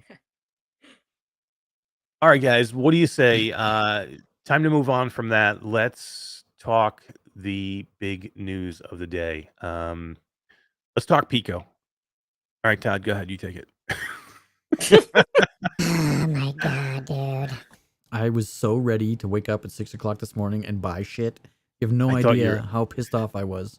So let me ask you this before we get into exactly what happened. I think a lot of people already know, but we'll recap exactly what happened. But tell me, you have choices right now because the Quest 2 Pro is coming, and I don't know if you had a thought in your head that I'm going to get both, but seriously, if it did drop for launch for North America today, if they did say yes, pre-order right now, North America, would you really have ordered it, or are you going to wait for the Quest 2 Pro? I would have ordered both. And Yeah. now that it's not available for the North American market, You're pissed off. there's a chance I probably won't get it because I think the Quest will become available sooner. And then I think I'm going to get the Quest Pro and I'll be happy with the Quest Pro and I might not want a Pico after that. Yeah. I don't know why they didn't do this. It's so frustrating. It's a really weird thing. Let's talk about the positives first. Okay, let's get into the Pico reveal today. I think this headset looks fucking cool, man. It looks really It looks like really the Ready Player good. One headset. So Right. let me just say this. I like this. The Pico 4 is a super sleek. I love the design. It's going to be lightweight. They described it the weight wise as like a can of soda. I mean, Yeah, this thing well, is it going to is. be light. It's got pancake lenses on it, so it's super thin on the headset itself. The battery is in the back of the headset, which Look is at this, so yo. smart. We got specs Oh, nice. Look at comparing that. Pico 4 and Quest 2. Yeah, look at you. To give you an idea with weight, it's 256 grams versus almost 600 grams. Yeah, I mean, That's it's the crazy. pancake lenses definitely do that. Allows you to take some of the width out of the front of the headset. But just in moving the battery to the back, I mean, it's a standalone headset. You have to have a battery in it, right? Yeah. But why put why put the battery in the front of the headset where it's already front heavy? Put it in the back where it's a natural balancing weight to where you're going to even the weight out, and it's just a smart move. Yeah, totally. Now, in doing that, this is an attached head strap. You're not getting this thing off. So there are no third party here. There is no Bobo that's going to come and save you. There is no Kiwi. Well, that's not design true. No? Bobo has an adapter that lets you put it on any headset and makes That it is a true. Bobo M2 Pro or 1 Ye- Pro, I guess. In this Yeah, case. but that helps you with battery, but it Right. doesn't help you with the comfort of the fit of the Bobo. Correct. So you already have a battery here. I don't think you would need. I mean, you might want a hot swappable battery on top of a current. Maybe you could use all three. I think you could use them all. Yeah. Yeah, use all Plug the three. That Bobo would be a into cool the idea. battery. And then the Yeah. battery. Yeah, totally. That would be interesting. Your whole freaking head be lined up with batteries right up the top of the head And you're strap. gonna grow a tail after a week. You'd look like a mohawk of batteries running down the middle of your head. I love it. You could play for 45 hours straight. Yeah, and it's much radiation. But yeah, I mean, so let's just get that out of the way first. The form factor, the size of this headset is very, very nice. This is good news. This is where we want to see the progression of headsets going in the right direction. But this there's is some cons to it too, I think. okay. Let's give me your cons on why you think the form and size. The is strap. bad. Having a permanent strap, I think, is a bad idea. Okay, I'm with you on that. But if you're, I get it. No it, headphone but, jack, bad idea. Well, USB-C only, it doesn't pass audio. From the reviews anyway that I've seen. So now you can't add third party other than Bluetooth headphones. You can't add a nice pair of headphones like the Conquest, for example. yeah. No, I get it. Those are weird decisions, I think. I get it. I mean, And the fact that they're delaying it more and more is just making me rethink whether or not I actually want to buy one. they're delaying it for North America, you mean? Yeah. Yeah, I don't know. I don't know. Here's the deal we all assumed that they were going to launch in North America because they kind of floated the idea that yes, we're not going to do it for Pico 3 because we're getting ready. We're getting ready to launch Pico 4, and we want to make sure we can get into the North American market because we want to compete with Meta. So I don't know. I'm a little bit worried that they didn't even mention it today. So they mentioned Yeah. Europe, and they mentioned coming soon to Singapore and Malaysia. Right. They did not and then they said eventually to mainland China. Okay, so they mentioned those three things, and it wasn't even all three together. Mainland China was later than even Singapore and Malaysia. They mentioned zero about North America. Now, does that it doesn't mean much to somebody who's not in North America? You're like, I don't even care. But here's the deal. For me, I think if Pico is really going to compete, they need to be in North America. They need to be, in North American North American market is a very big market in It's the the world. meta market. Like if you can't compete, you want to call yourself a Quest competitor and not compete in the market that the Quest is sold in is ridiculous. Yeah, I was very now. I still, to me, I still think they're coming. I don't think they don't have plans to come to the North American market. I'm almost positive they do.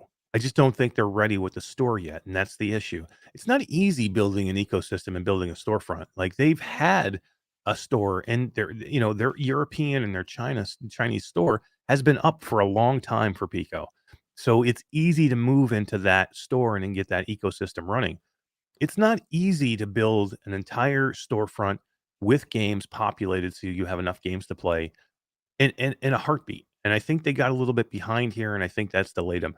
I Well, in still think chat, we got Eric Hartley and Z-Storm who are both saying that it's privacy issues with the United States government that won't let them into the US. I don't know if that's true, but there's a word I that mean, TikTok might even be banned in the US, which would be I can't believe that would happen. Holy crap. I've heard nothing of that. I don't know if any of I that don't know any of is that. true. I'd have to see some things on that. I haven't heard anything about TikTok being banned. I haven't heard anything that Pico is having issues getting their headsets into North America. I don't know why they would. They're not making them sign in with any kind of TikTok account. I don't know. I mean, Yeah, there's we something. we have we have all kinds of Chinese technology over here. What would the difference be if they're not making you? I could understand if they were saying that they're going to steal our information, but they are protecting this information pretty well. I think that everything's going on in the North American server. So That's what I read as well. But Eric, if you want, send me those articles in Discord. That'd be great. yeah, we'd love to check them out for sure. Send them over. We'd love to check them out because I'd love to talk about them. I just didn't see that. I mean, I guess they could have problems. I don't see why. Again, I don't see exactly why they would, but it could be. I know that they were hot and heavy to be in the North American market, and I know that I was a little surprised that they were not. So I think again, I still think they'll be here. I think they will. I think they will compete with Meta. I think this is a move in the right direction. I think does the headset have a couple issues? Yes. I don't use headphones with my Quest. I use my Quest audio. Now I'm going to check out some new headphones soon that I think I might switch to. But for me right now, if I had to live with the audio, I think it's pretty darn good. And this audio that is supposed to be in the It is supposed to be Pico better, 4 actually. is supposed to be a lot better. Yeah, It's supposed to be that's a lot better. I like if I want to play an immersive game where I don't want to be bugged by my kids and the dogs and my wife and everybody else in the house. I use these Kraken headphones because they drown out everything. Way leaps and bounds better than the Quest audio. The Conquest headphones, which I had a review copy, like they were ones that were being passed around to content creators, so I had to ship them off. I think Tatiana VR got them next. I had to send them back, otherwise I'd be using those because they were super comfortable. They actually contacted me yesterday and they're sending me another pair. But yeah, I really like the fact that I can have immersive audio and cover up all the ambient crap around my house. Yeah, I get it. I get it. I mean, it is a miss. It is a miss. But I don't know. For me, it's not that big of a deal. It's not a deal breaker for me. I still think the form factor of this headset and what's in it, the lenses in it. I'm really looking forward to this. I've heard some some different things about the AR pass through. That this is not going to be an AR pass through headset. This is going to be just a color pass through. You're not going to be able to do if you think this is going to be a Quest 2 Pro competitor. I've heard that is really not going to be the case here, because you're not going to see the kind of pass through. But if you're looking for a good PC VR standalone headset, that is really what you're looking at here. But yeah, I mean, the head strap thing could be difficult. I mean, there's a lot of people that don't like the Elite style head strap. But the So if Quest you Pro's put- coming out with the same thing, permanent I head know, strap. I know, think and it's that's a what bad everybody's idea, going too. to.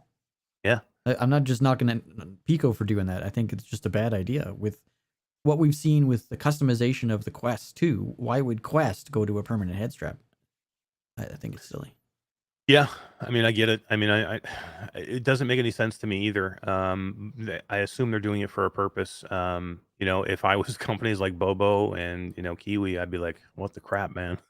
We worked hard on making these perfect, comfortable straps for everybody, and now everybody's stuck back in the Elite strap ecosystem here now. Everybody's going to be using an Elite strap because that's what's coming. Well, that's what's coming for the Pro anyway. I don't know what the Quest 3 will have. Yeah, true. Maybe that'll be different. But yeah, I mean, everybody has gotten used to being able to have whatever they want.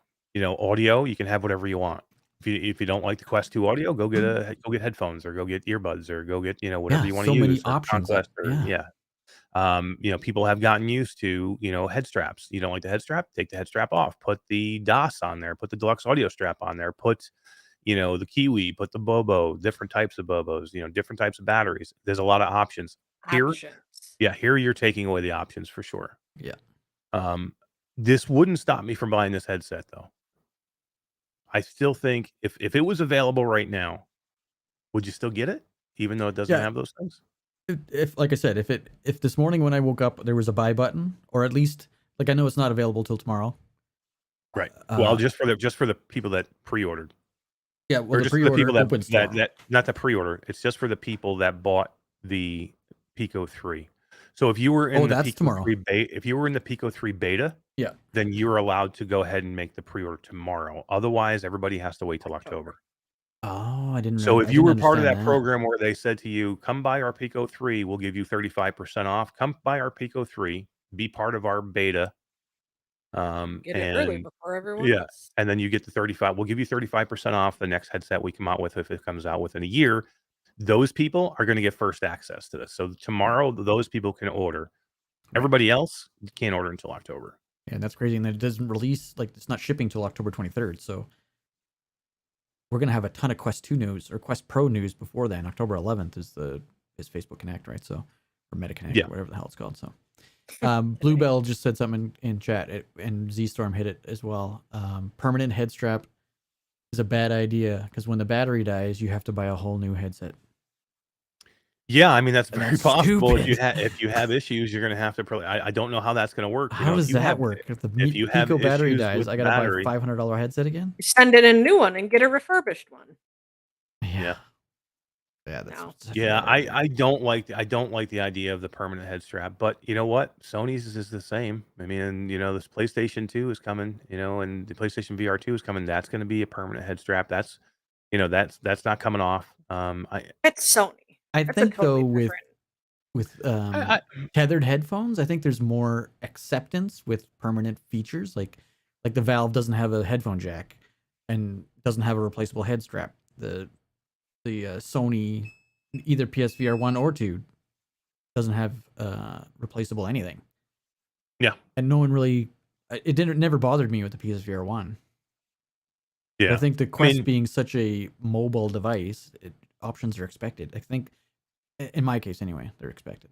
I think it's to the point here. If you trust Pico as a good company that makes quality stuff, I don't think you're worried about the battery. Is the battery going to die? I mean, I've had battery stuff. I haven't had not one thing die, and you know how many I've had. Now I don't use them all the time, but Yeah, true. I've had tons of them, and I've never had one of them go bad. But even if your strap breaks, like the Elite strap for the Quest, at least you could take it off and throw it out and put on a new strap. yeah, Now you got to throw the whole damn thing out. that's a good point. That's It's crazy. it's definitely a good point, and you would That's hope something that to they think would. about. You know, but the Pico Neo 3 was the same way. Yeah, And yeah. you know, I didn't hear people like you know, if you had Oculus's problems with their Elite strap that you had on the Pico, where it was, you know, people were like, "Yep, another one broke again. Yep, today another head strap broke. I had to send my whole headset back and get a new one." If you had heard all that stuff, I would say, okay, there's an issue there. But But I'm not in a Pico Quest group or Facebook group. no, I don't but see any I Pico would hear it. posts, right? We would hear it. You would hear it. Thomas McNashville had a good point here. Permanent batteries have been in phones for years.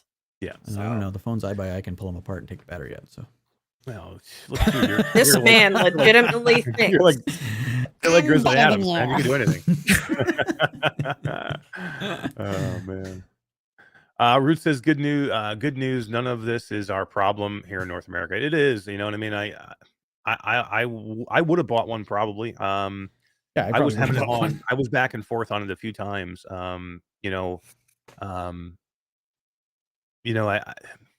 we'll see. I still would probably end up getting one just so I can test it out and check it out.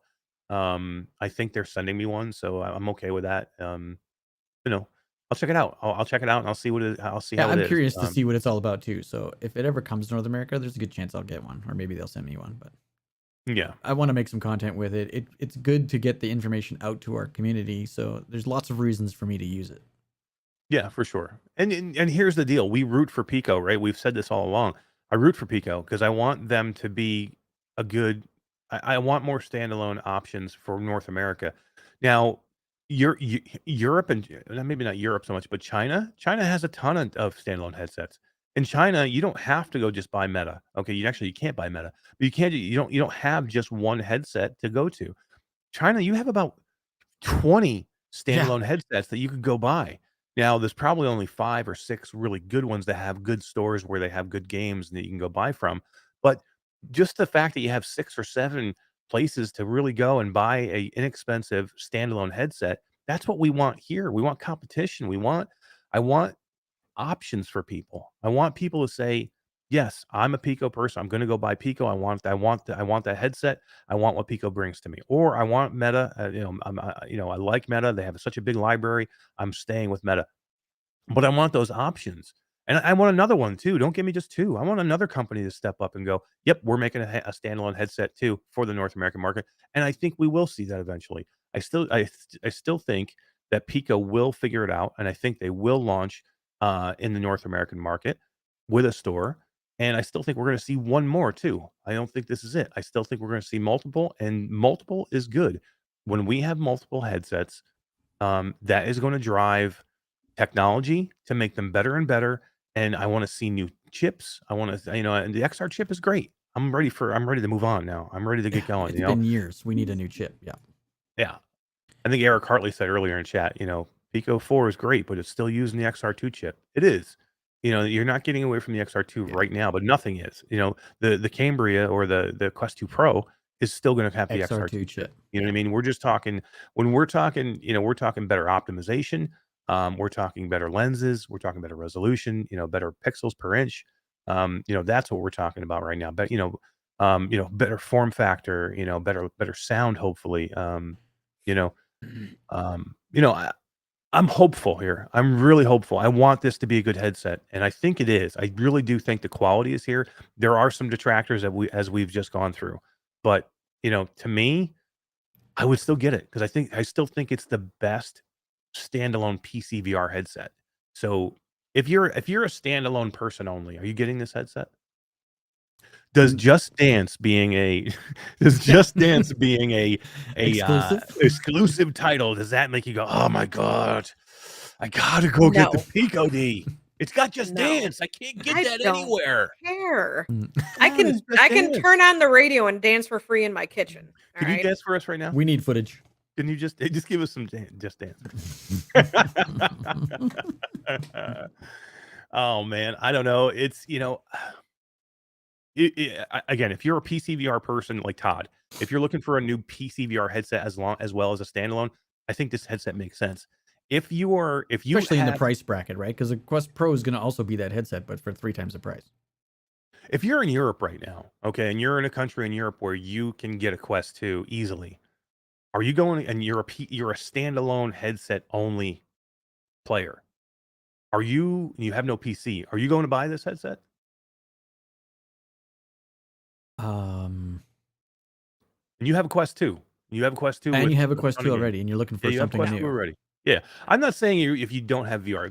If you don't have any VR yet, and you're like, okay, what do I get? Do I get a Quest 2, or do I go get the Pico? Okay, and you're in a country where the Pico 4 is available. I think then it's a very tough decision of what you want to go buy. Then I think it's a much tougher decision than if you already own a Quest 2. Am I upgrading to the Pico 4?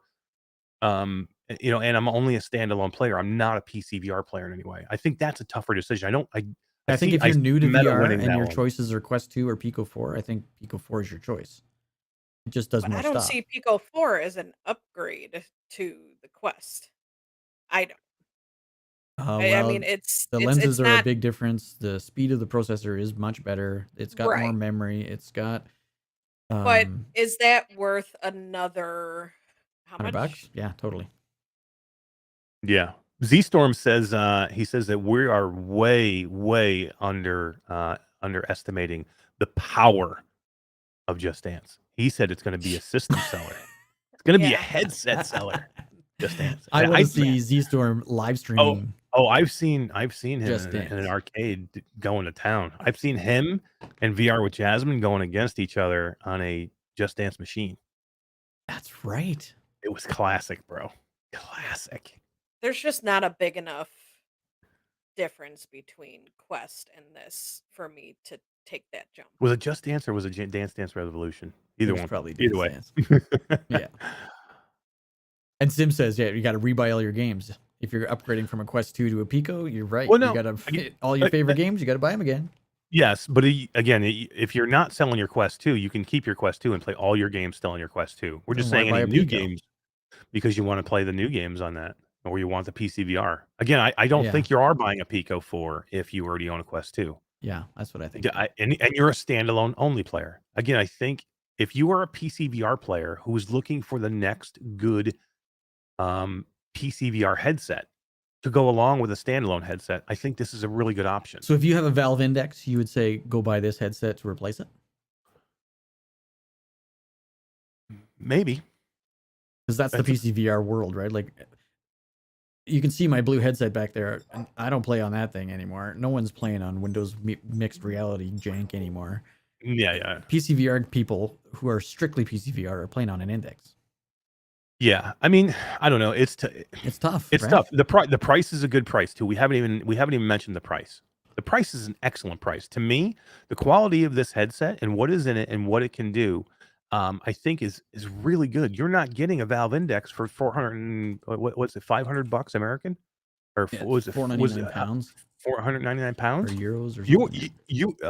you are not getting a Valve. If you're talking Valve Index, I mean if that's what we want to compare. $1,000 still today. If you want a Valve Index, it hasn't come down. You're still paying $1,000 if you don't have base stations and controllers.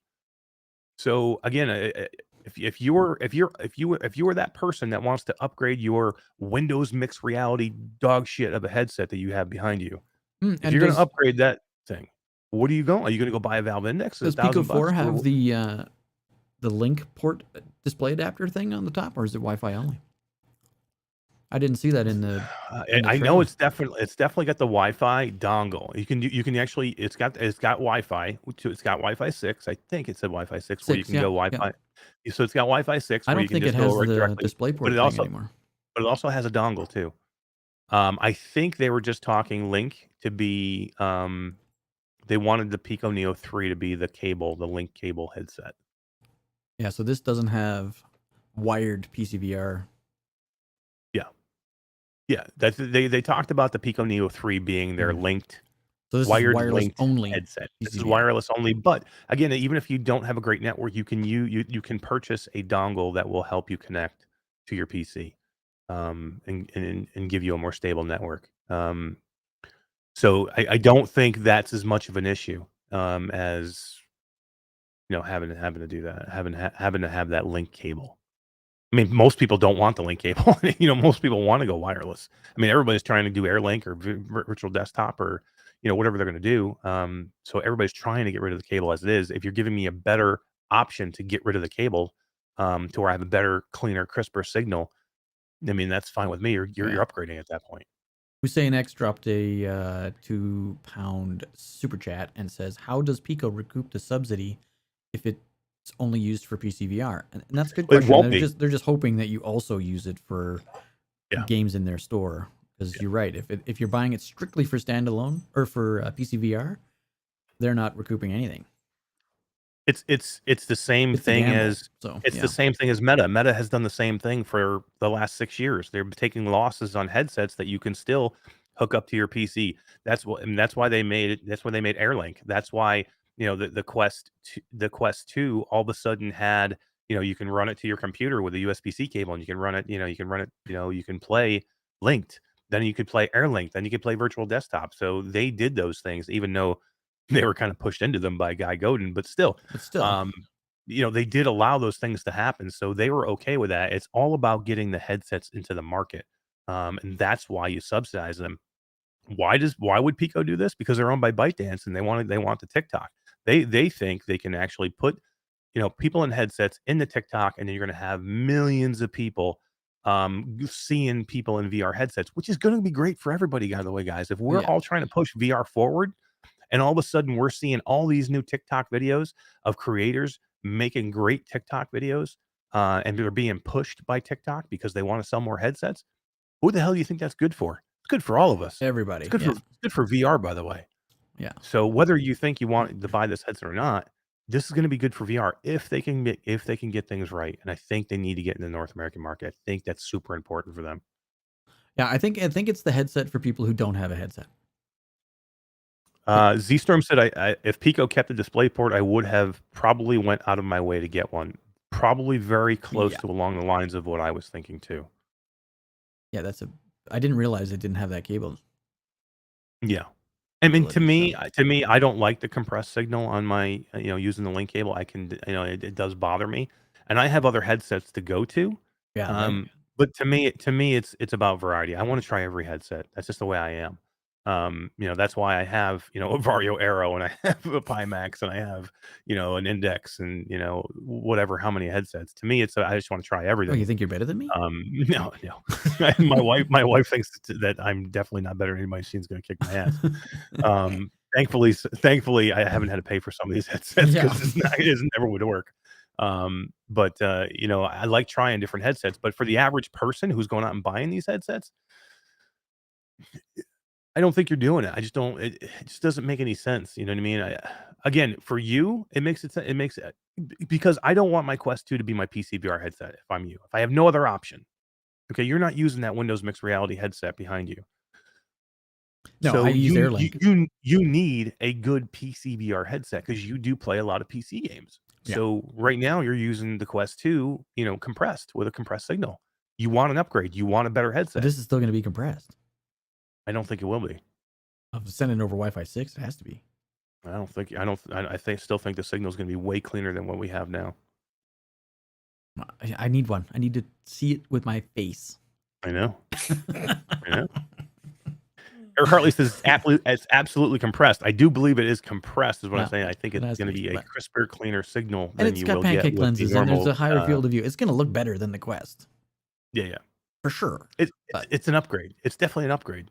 For you, but the $600 I could put upgrade towards the Quest Pro, and it's a huge upgrade.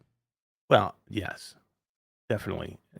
So I don't know. It's a tough decision, man. You were ready to buy it this morning, you said. I was. I woke up this morning excited. I was like, oh my God, I've been waiting for this day.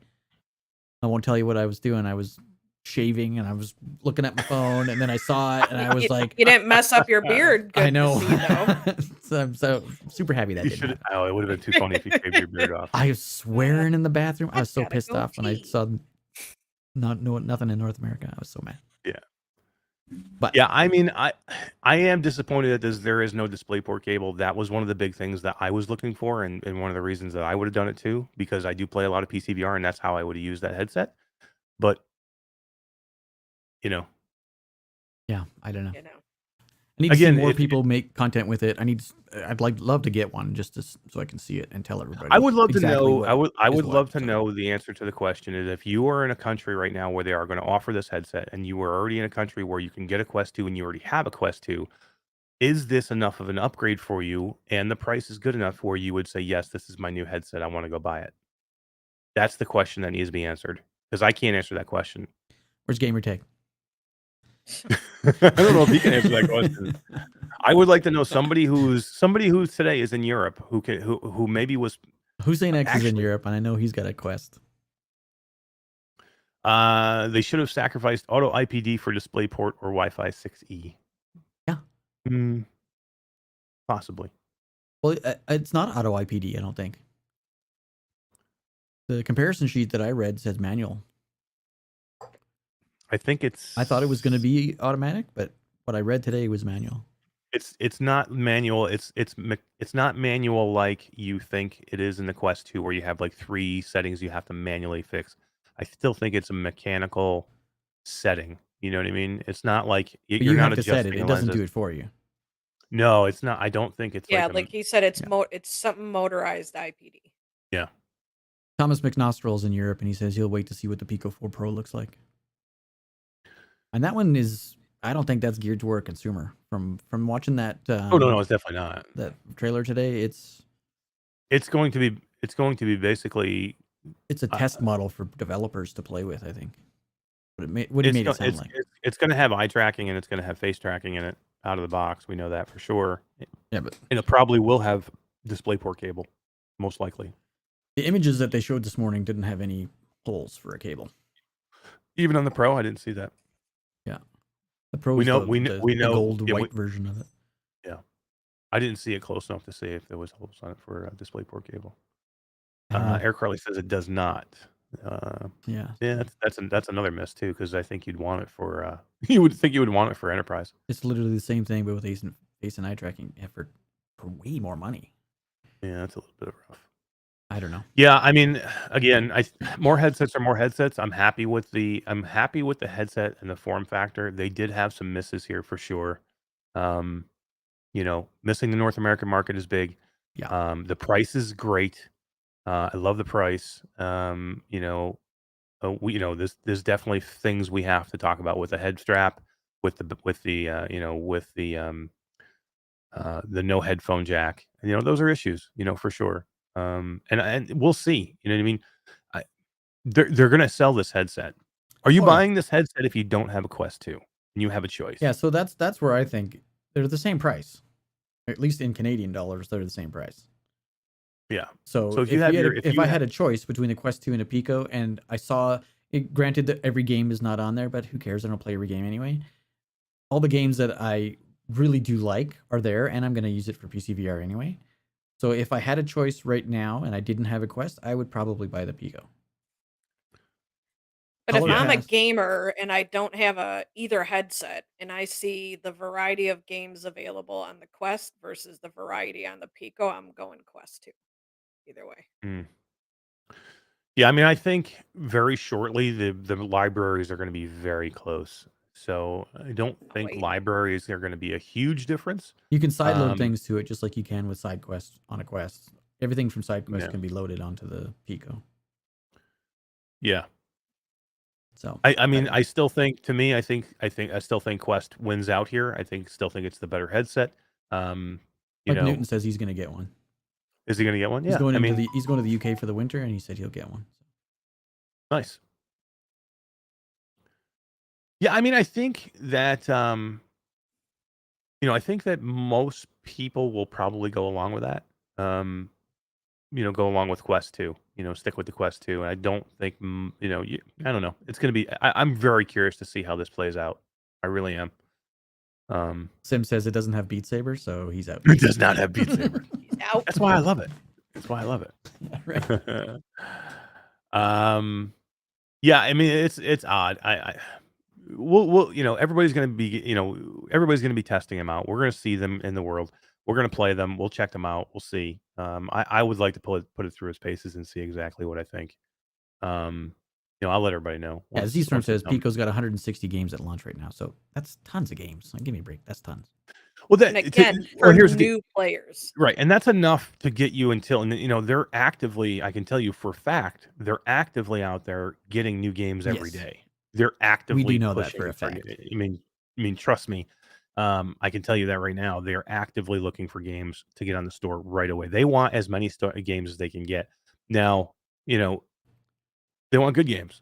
You know what I mean? Like everybody else, they're not going to put just any game on the store, but they want good games. So some of the shovelware that you see in App Lab is not going to make it on the Pico store because there is no App Lab right now in the Pico store. No type of system like that. You're going to have to use SideQuest for some of those games. But you know, 160 games to launch with is a lot. And there are going to be a lot of good games out there too. There are going to be a lot of games that you're going to want to play.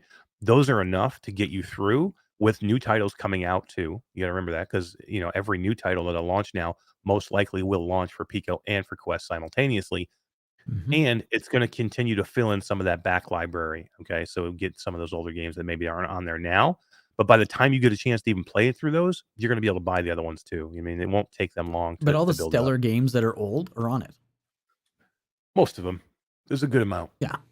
obviously. Library is not as big of an issue as you think it is. No. I guarantee. I can tell you that now. They have a good library. They have had a good library in China for a while. And you're going to see most of the big titles that you're thinking of are going to be on there. There's going to be some ones that aren't.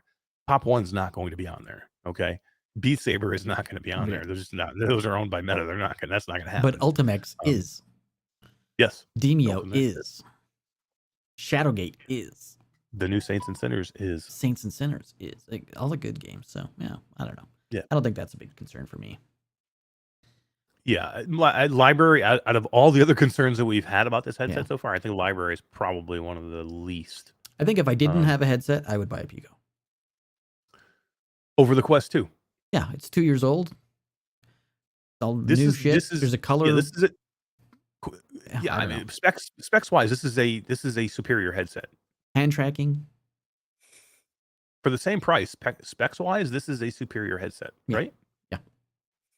Besides, issues with the no. And if I didn't know better, like if I didn't know that the Quest had so many options with head straps and batteries and all that crap, if I was brand new to VR and looking at these two at Best Buy, I'd buy the Pico.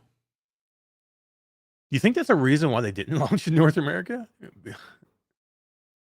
Because they're going to North be in the American store, right? market is fairly saturated with Quest 2. They're everywhere. How many people do you think would be upgrading right now to the Pico 4? I don't know. Maybe. That's a good question. The percentages would probably be fairly low.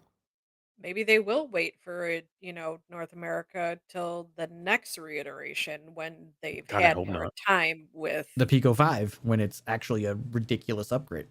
Yeah, right. And I'm okay with that. We didn't mention the controllers. What did you guys think of the controllers? I thought the controllers looked pretty damn cool, man. They look slick. I like the idea of how their array of infrared things are around a lot more of the controller than just the Quest controller, right? Like on the Quest, it's pretty small. Yeah, I like that This the is like fact a that it's big jank. over. Yeah, I like the fact that it's over the top part of your hand and not over the front of your hand. I don't like that To I can't where extend it. Yeah, I like the fact that it gets it away from, because how many times have you hit your controllers together with those rings? You eliminate the way those rings stick All out. the time. Yeah. Yeah, and also you kind of eliminate a little bit of occlusion too, because those rings are sticking up off the sides a little bit. So if you put them in front of each other, they actually are at angled, so they stick out a little bit more. So the occlusion is not as much of a factor. Oh, that's good. They look really nice and they look sleek. And that was the one thing that I noticed right away is like, oh my God, I can't get extensions because I love my Kiwi extension controller. But yeah, maybe you don't need them. Maybe they're just that comfortable. They looked really comfortable. So. To me, the Kiwis are not about the comfort for me. It's about the length. I would miss the length of the controllers now. You know who else says it's all about the length? All right, you got. I was hoping it would. D was trying to get it. I was like, hey, you got to be faster than that, girl. You got to be faster. Yeah. Z-Storm mentioned something back in chat. I just want to bring up. He said he can't wait to get the ET controllers, the ETEE. I saw these at AWE.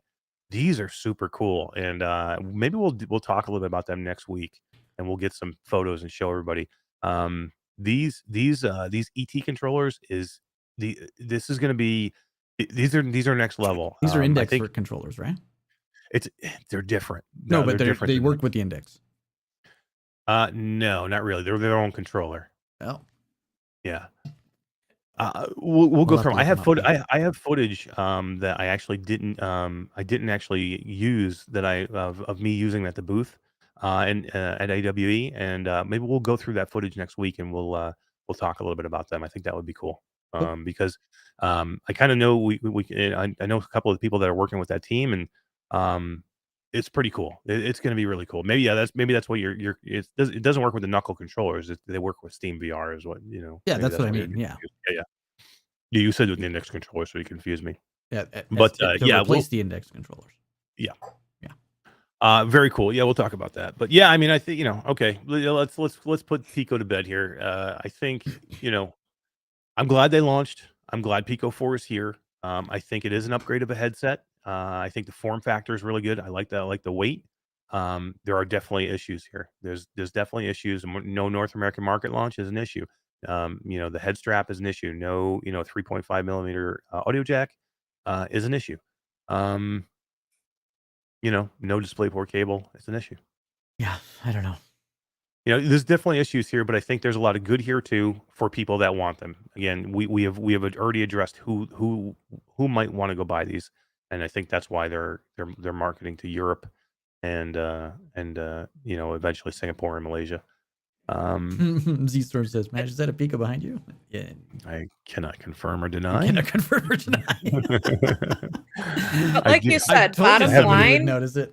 I have but many bottom line, headsets like back you there. said, it's VR, it's competition in the VR world. So Yes. people are gonna be either way. There's a lot of good headsets out there. There really are. And if any of those companies decided to come to North America and brought their standalone headset, they could do very well. There's a lot of good headsets out there. Not just Pico. There are other good, headsets in China right now. iQIYI makes a great headset. They just partnered with Lenovo. So the iQIYI Dream VR headset, which is very, very good, is going to be part of the Lenovo Legion line of VR headsets. Lenovo they made the Rift S for Oculus. Lenovo knows how to make a headset. They have a great line of VR headsets called the Legion, and iQIYI is going to be part of that. iQIYI is a big Chinese headset. iQIYI is the Netflix of China. iQIYI is a movie streaming service in China, and they have their own VR headset. So there are out there many companies that are big that could potentially make more standalone headsets. We just got to get them to come to the United States In Canada. and Canada for sure. The Stop forgetting about Canada. It's their Stop most. forgetting about Canada, D. It's It's not nice. extremely important. The 25 people that live in Canada need to get more VR. There's like 40 people in Canada that really, really want it. Todd's one of them. Yep. There's only 25 of us with electricity, though. So I think there's more Me and people Chris- in New York State than there is in Canada. Chris 9989. The only two that have power. Yeah. The only reason I haven't fired Todd so far is I cannot find another Canadian that will work with me. And we have to have, for our quota, we have to have a Canadian on the show. We have to have at least Oh one my Canadian God. on the show. He's so mean to me. Oh my God. Eric Hartley says many of the other Chinese headsets will face the same challenges entering the U.S. market. I think that's a possibility, but I think if it is true why Pico is having an issue getting over here, I think it's more of a protection issue with the way they're collecting data, and a lot of the other companies don't even do that. Oppo, YVR, iQIYI, they're not collecting data like that. So I don't know if they would have as much of an issue. You got to remember, we get lots of technology from China. You know what I mean? Every cell phone pretty much that you get is from China. And they have no issues getting over here. So I think if that's the case, Pico is having problems getting over because of that. I think it's because of ByteDance and because of those policies. So I don't know if everybody else would have the same problem. Ashes to Ashes says she's a Canadian too, and I should not knock Canada. That's I'm not knocking Canada. I love Canada. Eh? Oh man. Bluebell says she loves Canada too. Ty. Everybody loves Canada. They're so affable in Canada, D. It's because we just love everybody. See? All right, guys, let's give away a game. We've gone on about this forever. No rant today. No rant. I'm gonna leave it the way it I'm is. proud and, of you, Mash. I think. Proud of Thanks, D. We've gone 2 hours and talked about two things. I know. I knew Pico was going to take a ton of time Yeah. to go over just because people got some opinions on that topic. And as you can see, I'm of two minds with Pico right now. I really want to support them and I want them to do well, but I know that there was issues here. So with the launch, so I'm really am. I'm of two minds. I want them to do well, right? I want to root for Pico. And I know people don't want to root for Pico because of ByteDance, or they don't want to. Same thing with you're rooting for Meta, but I just want more VR. So I'm rooting for another headset. I'm not rooting for ByteDance or TikTok. I'm rooting for another headset. Oh my god, Ashes. A moose peed in my igloo, and now I have a back door. That happened to me on Monday. Ashes, don't give those up in chat. You need to message me so I can use them for my opening. I'm starting to run out of stuff for my opening. There we go. I could have used that next week for Todd's opening. Ashes, message me. We need to talk because I'm quickly running out of my one-liners for Todd. Canadian one-liners. Eric Hartley says he's rooting for competition too, but this isn't it. I think you're right. I think this is a bit of a miss. I think they have potential still, and I'm still rooting. They're going to be Pico. a player, regardless of. They have the money behind them. Yeah, I don't think they're going anywhere. I don't think that's the whole thing too. They're not going to go. They're not going to be like, oh, this didn't work, and they're just going to fold up shop. So they're going to be here. Just are they going to be here like Meta is going to be here, or are they going to be here like HTC is here? You know what I mean? And just continue to, and continue to fumble. We'll have to see. Yep. Mike Newton says I'll play after the fall and a Pico at Christmas. Hey, there you go. Awesome, dude. Let's go. I like it. I like it. Record yourself. We want to watch it. Yeah, Wait, right. did we say, or did they say if it was going to be crossplay with all the other platforms? So far, that's up to the developer, not the headset. So, and most of them have said yes. So, okay. Yeah, you're going to see most of them going to be crossplay. Yeah. All right, cool. Because you want crossplay. I mean, so they're going to push for it. Yeah. Z-Storm says I'll play after the fall and a not Pico at I would say at Thanksgiving. Yeah. Right. All right, guys, let's give away a game. Let's give away a game to I'll just run some quiet trailers while we do these. How about that? Yeah, do it up. Let's give away Cave Digger 2, Todd, and we'll run the trailer for Cave Digger 2. Actually, run the trailer. I want to see the trailer. This is a cool game, Cave Digger 2. I haven't seen the trailer. You know, Rookie, I was young once too.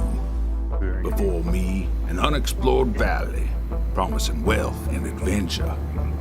I could only see the riches ahead, but no stone or jewel could satisfy such an my upgrade over this first game. Yeah. Pickaxe in one hand, Like I said, they should have and a called it something else because revolver in it's the so other. different. I thought myself No legs still. unbreakable. One leg.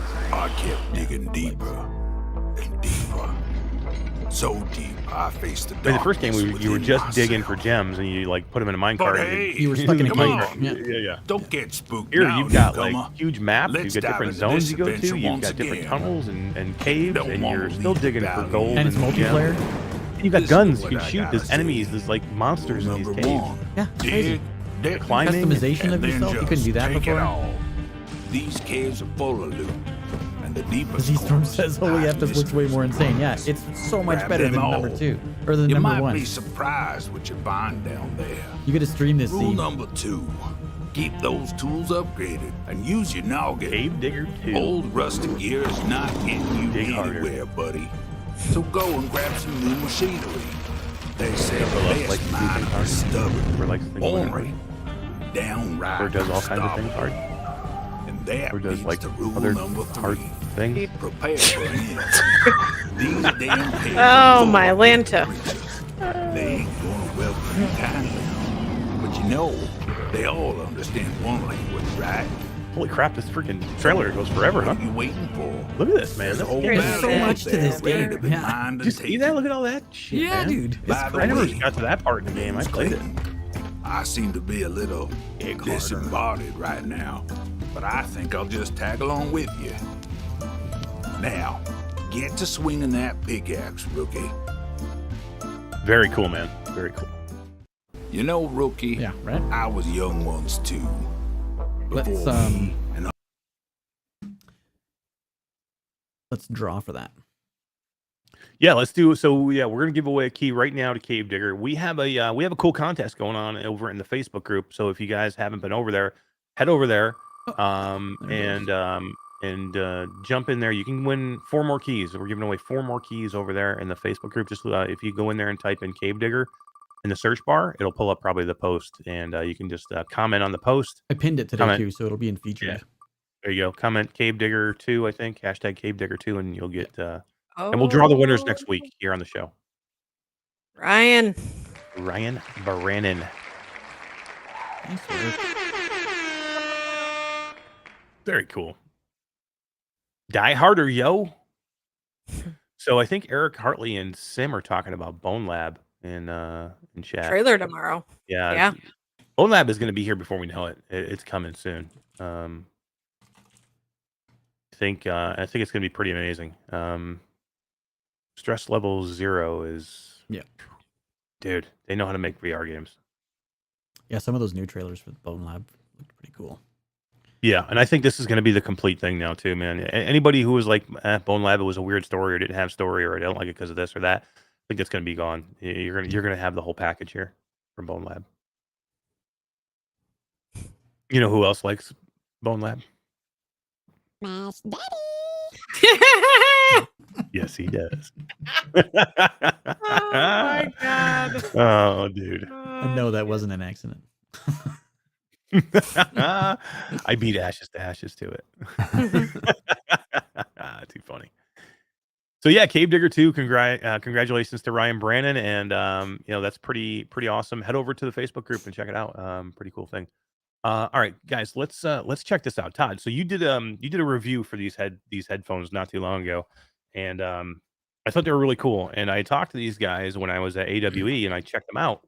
But I checked them out like in the middle of the show floor, and it was super loud, and it was it was great. I loved it. I thought it was great. I thought it was really good. But I was like, I want to try it again. So they reached out to me. Put them through their paces in your own environment, and yeah. So they were like, yeah, we're gonna, we'd love to send you some and get your opinion on it. And I'm like, absolutely. Let's check it out. So they sent me these things, and they come in a super nice case, by the way, which I'll do a complete unboxing. I have a complete unboxing video probably this weekend or early next week. I'll have it drop. And I'll show you how to attach it to the different. I'm going to take every freaking head strap I have, and I got probably 40. And I'll try and put it on every one that's different and see which ones it fits and which ones it doesn't. But these are it, man. This is the whole thing. Right there. This is the Conquest. I think Eric Hartley did a nice video on these too, by the way. Yeah, I think I saw his yesterday. Or dropped it a couple days ago. So yeah, I mean, if you want some different videos, go check out Todd's video. Go check out Eric Hartley's video. Tatiana's got one coming. We can leave a link if you want to leave a link in the chat to Eric Hartley's channel. So you'll go check them out. So you'll get some different ones. You know what they did for me though, Todd, which I thought was super cool, and I will say thank you to Conquest for doing this. I think they're trying to butter me up, by the way. They put these on there for me. Look at this. I know, I saw that. It says, let me get in front of the camera. Yep. This is Q2C VR gamer, and it's got a little picture of me on there, man. I know. That's what's kind of cool about these things. They have these little replaceable like pieces that you can the caps that go on the end of them, so you can change out a whole bunch of different ones. But super cool. And this is the piece that opens up, and that's how you spread it out, and that's how you attach it, which I think is really neat. So I'm looking forward to doing to dropping this for everybody. But I just wanted to talk about them a little bit, just to say there's videos out there. People definitely like them. I didn't see Eric Hartley's video. Eric, what was your final thought? Did you or if you want to give us a little tease of your video, everybody can go to your channel to find out your final thought. But did you like them? At least tell us if you liked them or not. And Todd, I think you definitely liked them, but your issue was it was pricey, right? At the time, yeah. My only drawback was they're a little bit heavy. They did add some weight to the headset, and Jasmine VR actually just did a video as well. She dropped it, some pictures and some teasers to it on TikTok. And her concern too was she could only wear them for like an hour, and it felt too heavy on her head. It didn't bother me that they were too heavy. No, I shouldn't say too heavy. That it was heavy. Yeah. I think it was 1,200 grams with my the Bobo battery. I don't feel the that heavy to me, headphone to be and the honest Quest, with you. which was I mean, heavy. all it is this, and then you have the jack, the wire, The little, it's a 3.0 tiny little cable, yeah. Yeah, so they don't feel that heavy to me. Now this isn't two of them on the headset. And then here's some of the other caps that you can see that you can change out. Like there's a whole bunch of different There's a little bag full designs.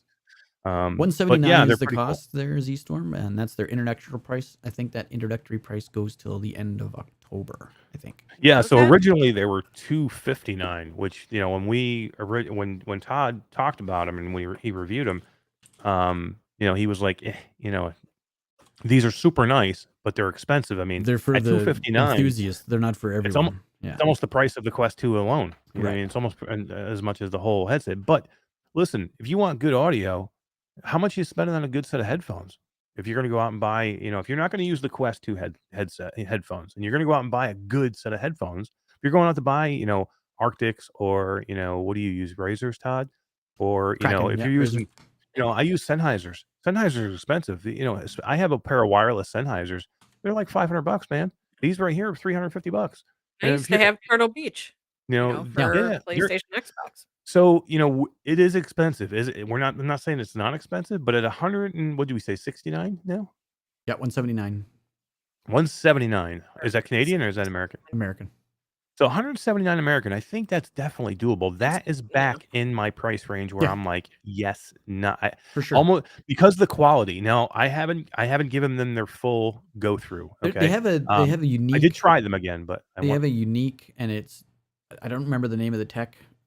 It's in my documentation from them. I can't remember what it's called, but they have a some sort of technology in the headphone that drowns out ambient noise, and it does a better job than these. And these are over the ear headphones. They don't even touch your ear. They just sit in front of your ear, so you really don't even feel them or anything. Like there's no ear sweating. There's nothing.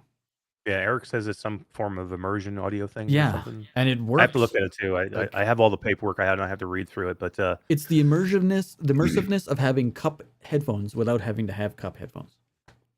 I mean, I can tell you this. I was on the busy show floor at Awe, and with thousands of people walking by, and I did put them on, and I did get immersed, but I still could hear the outside world. But that is an extreme thing. I mean, those events are so loud. There's no way you're getting away from it completely. But I liked it so much that I'm like, yes, I'm like, here's my info. I want to try these, in a controlled environment. And I was like super on board with them because I thought they were really cool. And we don't have a good audio solution that attaches, to the headset. Everything else is either, an outside headset or an outside, headphones, or they are, not great VR. What was the Rebuff Reality VR ears, which were, some people like Wes Dillon loves them. He loves his. He says they're great. Radio Run hates them. Says they're terrible. I would say more people hate the VR ears than don't. The Logitech ones that just came out, I heard they're kind of crap. Yeah. You know what I mean? Meta's not sending me shit, by the way, and I'm not going out and buying these. Spending things. $100 on those. I'm not spending the money to buy these, and Logitech didn't want to send me one, so I am not going to review these things. But I watched everybody else's review just like everybody else did, and they kind of said they were okay. You know what I mean? But you're not. I don't want okay. If I'm putting headphones on, I want freaking amazing. I want to have the best experience I can get, and if that means I got to spend $169.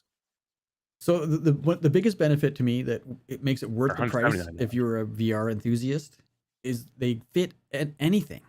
On their website, they didn't used to have this. Now on their website, they have a picture of them on a Quest 2, on a Quest 1, on a Rift S, on a Pico Neo 3, on a Pico Neo 2, on an HTC Vive Focus 3, on a Vario Aero. It'll fit on the Pimax. Like they'll fit everything.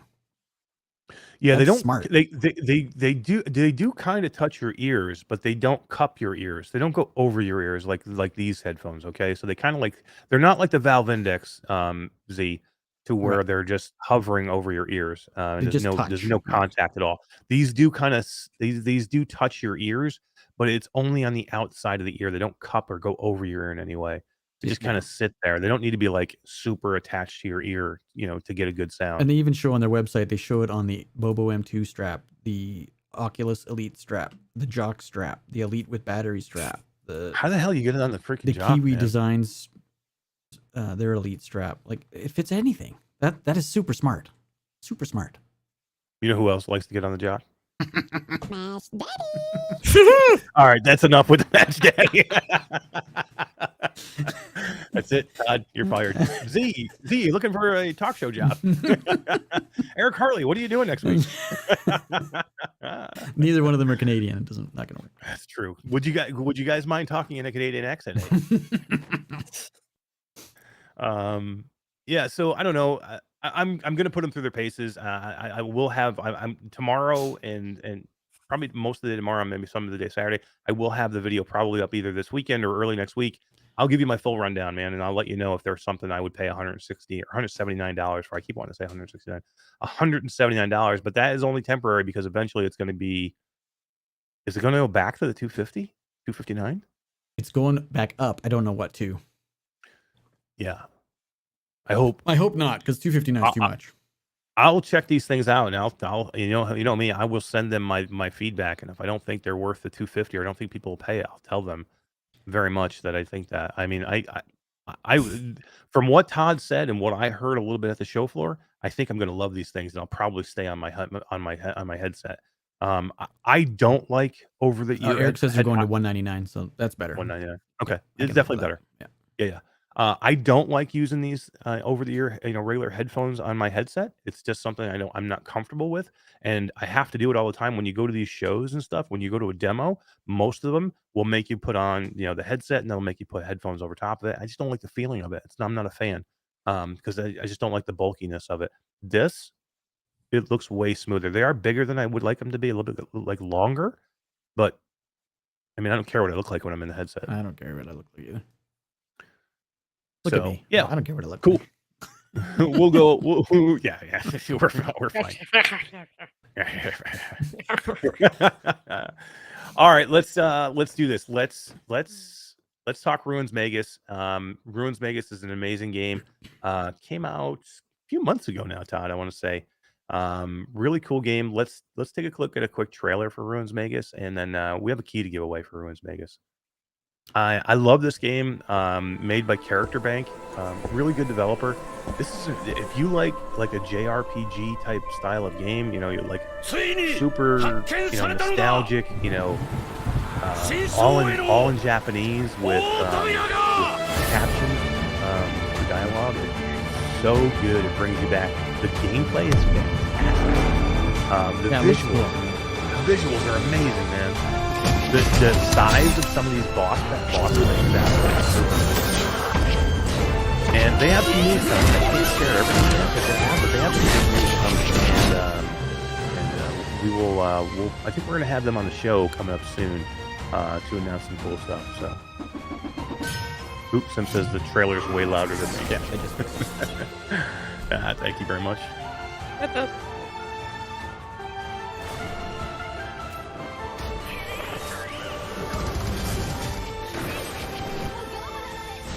Yeah, this is a really cool game.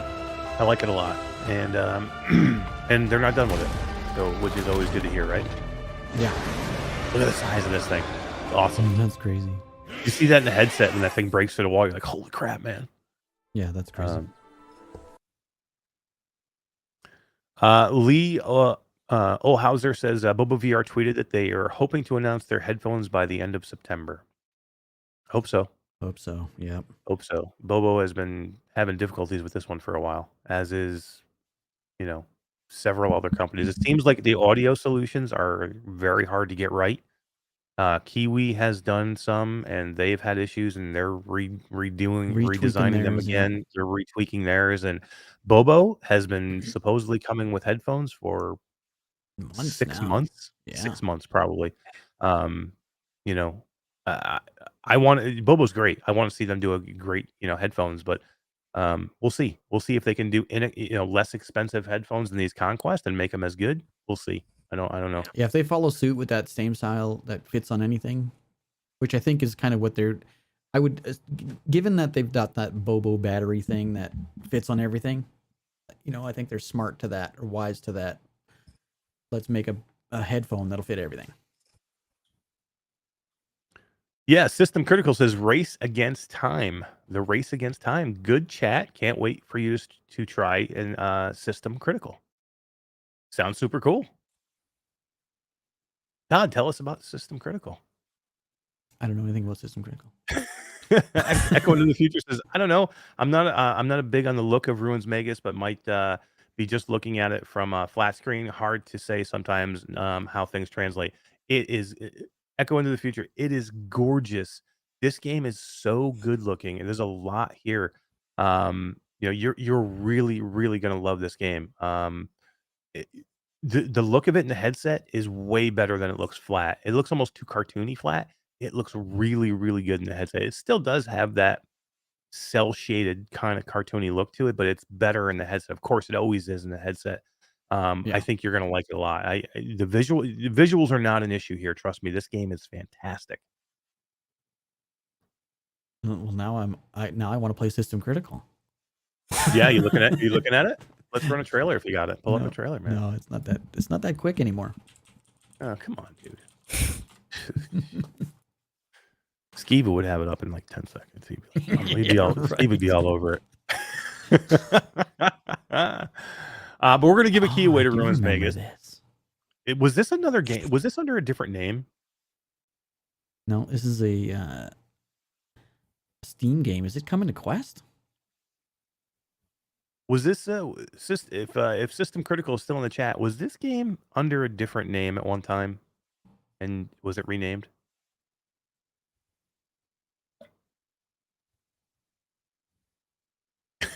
Shots fired, Todd. Shots fired. Yeah, right. Thomas McDonald says reading subtitles in VR, it works, man. I swear to God, it does. I'm not a big fan of reading subtitles, and I'm not a fan of reading anything in VR. Trust me, but there's something about this. I don't know if you ever played any of the old JRPGs or any of the old, Sony early Sony games that were like in Japanese, and then they had it was all like in written text and reading subtitles. There's just something about it. It was so good. Man, you're gonna love it. It doesn't bother you. It doesn't bother me at all. And I did actually hear that they might actually dub it, but I hope they don't. I would rather see them not dub it and keep it at subtitles. System Critical: The Race Against Time says no. It was always System Critical: The Race Against Time. It's on both Steam VR and Quest 2 standalone. Shit, Todd, how come we haven't checked this out? I don't know. I can't find a trailer. Oh, here we go. Dude, I found it. Awesome. Hey, we're always looking to try new games. We'll check it out, and maybe we'll $9.99 on App Lab. Let's check it out, Todd. Let's do a video, man. App Lab. People are talking about like Mega Man. I am a. Yeah, we are side quest ambassadors. That's right. We're sidekicks, yo. We're sidekicks. We're sidekicks. So maybe we'll do that. Yeah, System Critical. Hit us up. Hit me up on my email. You can get me at mashdaddycool@gmail.com. Mashdaddycool@gmail.com, or get a hold of Todd at lamplighter.com, and let's talk about it. We'll check it out. We're always looking to find new games and help a developer out and show their games off to people. So that's what we're all about here. That's what we're doing here right now. That's why we give away games, is to try and get people to try new things. And holy shit, that looks awesome! What? Look at the thing! Look at that! It is like a Mega Man style of gun on there, right? Yeah, Mega Man. Fight to stay alive and escape the evil forces that Why is it all created red like you. that? It is time to there embark it on a is. journey to find a way to restore your system back to normal That looks before cool, it's too man. late. $9.99 on Steam too. Awesome, Tatum says. Awesome. So you survive. Look at that. It's like retro style. Yeah, I Right. love this kind of stuff, man. It is too. Is it like That's a plat? pretty Is it like a cool. plat? It looks almost like. Is this like a platformer too? Yeah, look at all that. Like you're. Oh my God, he's got a sword too.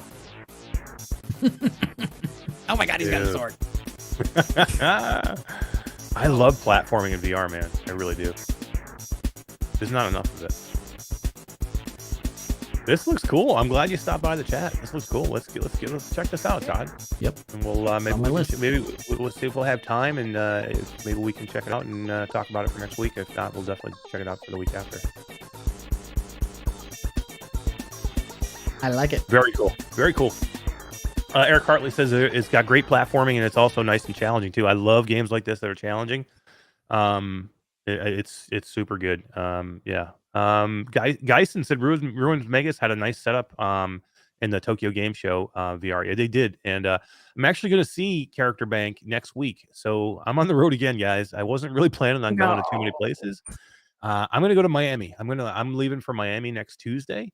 And I am going to head to the Veil tournament next weekend. There is a Veil tournament in Miami, We had teams that were all over the country or all over the world that were competing in a bracket system for Vale, and we are down to the final 4 teams in this Vale tournament, and they're flying them all from wherever their country they're in or wherever they are in the world, and they're bringing them all to Miami to compete. I've been invited to go, and I'm going to go and check it out. And you know who's going to be there? Character Bank is going to be there. They're going to have a booth there. So yeah, I'm looking forward to checking them out and going to see them. And they're really, really, really a great team, Character Bank, and I'm looking forward to what they can do with this game in the future and what they do with their next game. Awesome. All right, let's give a key to Runes Magus away. Oh, very possible. It could be you guys might have reached out to us already, just not connecting in our thoughts. But definitely. We can definitely message it back and forth. We'll talk about it, and if we have, then we'll get in there. I may have a key. Yeah, it sounds familiar to me now. System Critical. I may have a key for this. I don't know. I don't. Let's do it. Let's schedule it up and play it and record it, and then get it done. All right, let's give a key away to Runes Magus. Runes Magus.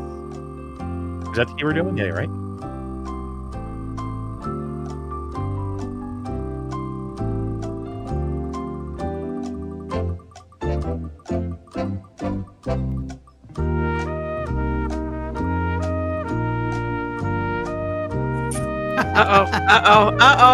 Might have to respin it. Why? They can win a game. Why not? Oh yeah, that's right. How does this stuff always It was happen? slow. That's awesome. System That's Critical, you are awesome. the proud winner of Runes Magus. Congratulations. Send How me does an that always email. happen? That is so funny. I That's love it. That is hilarious. too funny. Congratulations. That's Great awesome. game. Great game. It is. I mean, this is a fantastic game. If you're a VR fan, you're gonna love this game. It's really, really good. And if you have any nostalgia for these type of games, it's gonna it's just really good. You're gonna love it. So Yeah. for sure. Yeah, and definitely let's chat this week, System Critical, and we'll get you figured out. If we have keys, we'll cover it. I definitely want to cover that game. It looks amazing. Mhm. Okay, let's we have a couple more things, then we'll finish up, guys. Let's cover Todd. Let's cover so there was an announcement at Gamescom. I was able to go to Fast Travel, and they had 4 games that I could check out at this booth. And this was a 2-hour demo, man, because it's a half hour each game. 3 of them were announced, which was Hellsweeper, which was the sword fighting game Broken Edge, and then We Are One. The 4th game was basically under wraps. I had to sign an NDA as soon as I got to the booth, but I was allowed to go in and do the demo. And the NDA actually ended today, so I did capture my gameplay footage from Gamescom of me playing this new game. And even back then, I didn't even know the name of the game. They wouldn't even tell me. They were calling it X15 as just a code name for the game. That's how quiet this game was. And it was announced today. The embargo lifted and ended. This is Stellaris VR Ghost Signal. So this is in the Stellaris universe, and the name of the game is Ghost Signal, and it's going to be coming out from Fast Travel Games. And we're taking a look at the trailer here, and this is like it's a space combat game played in like a third person where you're controlling the ship, and it looks beautiful in the headset, Todd. I was super, like, when I put this on, you can see some of these living, huge behemoth creatures that are flying around in space. You have spaceships all over the place. It's so cool inside the headset. Like, again, you look flat and you're like, yeah, it looks really cool, man. It's flat. You're like, oh, that's amazing. See this in the headset. And it blows your mind how good this looks, because you're in it. And you're looking around 360 and you see these things flying around, and you're moving your starship, and you have other starships coming after you and shooting at you. You have all these, you have asteroids flying at you, and you have to collect these resources as you blow things up, and it's just super cool, man. And Ghost Signal coming out. Did they say when it was going to release? It said 2023, and 2023. No actual date yet, right? Yeah. Whenever it is, I'll be playing it. I can tell you that. I'm gonna right just now. skip ahead a little bit. This is Eric's actual footage. Yeah, so this is my actual gameplay from from Gamescom when I was able to go in and do the demo. And And Pollinaire says Stellaris and VR hype. Yeah, Stellaris is a huge, it's a huge IP, right? And this, Ghost Signal coming to VR, which is really amazing. I'll have to cut this up and put it up on YouTube. Yeah, Paradox Interactive. It says it's like the PC game from Paradox Interactive. Ghost Signal lets you captain your own spaceship and explore the universe. This time in search of the enigmatic Ghost Signal. It's a single player game. You can scan exotic creatures for your logbook and conduct research in multiple tech trees. You can scavenge other players after you've for deserted ships, or you blow up other ships. You can scavenge those ships for valuables. There's just a lot to this game. It's not just a simple shooter game or a space game. There's a lot to it, which is really cool. Did you say you were using controllers or is it hand? I was using controllers. I'm trying to remember now, D. It's been a little while, and I had so much going on that day. I'm pretty sure I was using controllers. It looks like your hand, but I know. that Right. could just be the way they did it, right? I'm looking in the article, and I don't see anything that says hand tracking. I'm just trying to remember. I just don't remember now. I had so much going on that week. Yeah, you see, you flipped your hand over there, so it looks like you flipped your hand upside down and then poked Or at it could something. have just been the controller. Yeah, I don't know. Yeah, I mean, I remember them sitting with me in the room as I did it, and there was quite a bit of them having to help me go through things. I just don't remember if it was because of hand tracking or if it was. The world's like gorgeous though. That sun looks Yeah. really good Yeah. for a Looks Quest fun. game. Yeah, like wow. So I'm reading Road to VR here, and they said, the gameplay is to include roguelike gameplay where no journey is in vain, because you're going to continue to even when you die, you're going to continue to build yourself, and like I think roguelite. Alien species to battle or befriend, heavy artillery to fend off monstrous creatures or defeat enemy armadas, powerful upgrades such as freeze ray, atomic missiles, and dragon companions, randomized maps, daily challenges, and leaderboards. There's going to be a lot to this game. Is it multiplayer? It is not multiplayer. Definitely not. Single player only, unfortunately. The For world now, looks maybe. intuitive enough that it would have the multiplayer feel. Like it looks like there's always dangers and stuff. And Yeah. if it's done right, it doesn't need to be multiplayer. Yeah, again, we all love multiplayer. Multiplayer is great, but every game can't be multiplayer, right?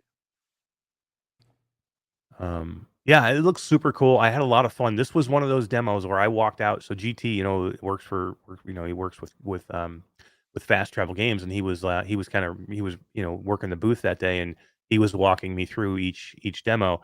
And I came out of the booth after you're in a private booth when I did this demo, and I was just smiling from ear to ear. And he's like, yeah, he's like, you get it right. And I'm like, that's so good. It was really well done. Very immersive. Being in the environments was super cool. Trailman says Battle Group VR is multiplayer. This had a very similar feel to Battle Group, but not as like Eternal Starlight too. hectic. Yeah, Eternal Starlight Battle Group, not as hectic. Where that can be where you're trying to control so many things at one time. This was more intuitive and more shooter. Because you're kind of aiming at these targets as they're coming at you. You're having to change different weapons. You have a boost to get out of the way. These ships, they try and ram you, so you have to move your trajectory and get yourself out of the way. I don't remember this being hand tracking at all. I don't remember that. I think it was controller. Looks good though. It does. It was very good. I'm really excited about this game. I think it's going to be really good. We're going to have to wait till 2023. Early 2023. I Which thought I saw March, but I don't know. Maybe that was something else. But what headset is launching in early 2023 that this could also come out on? Does it begin with a play?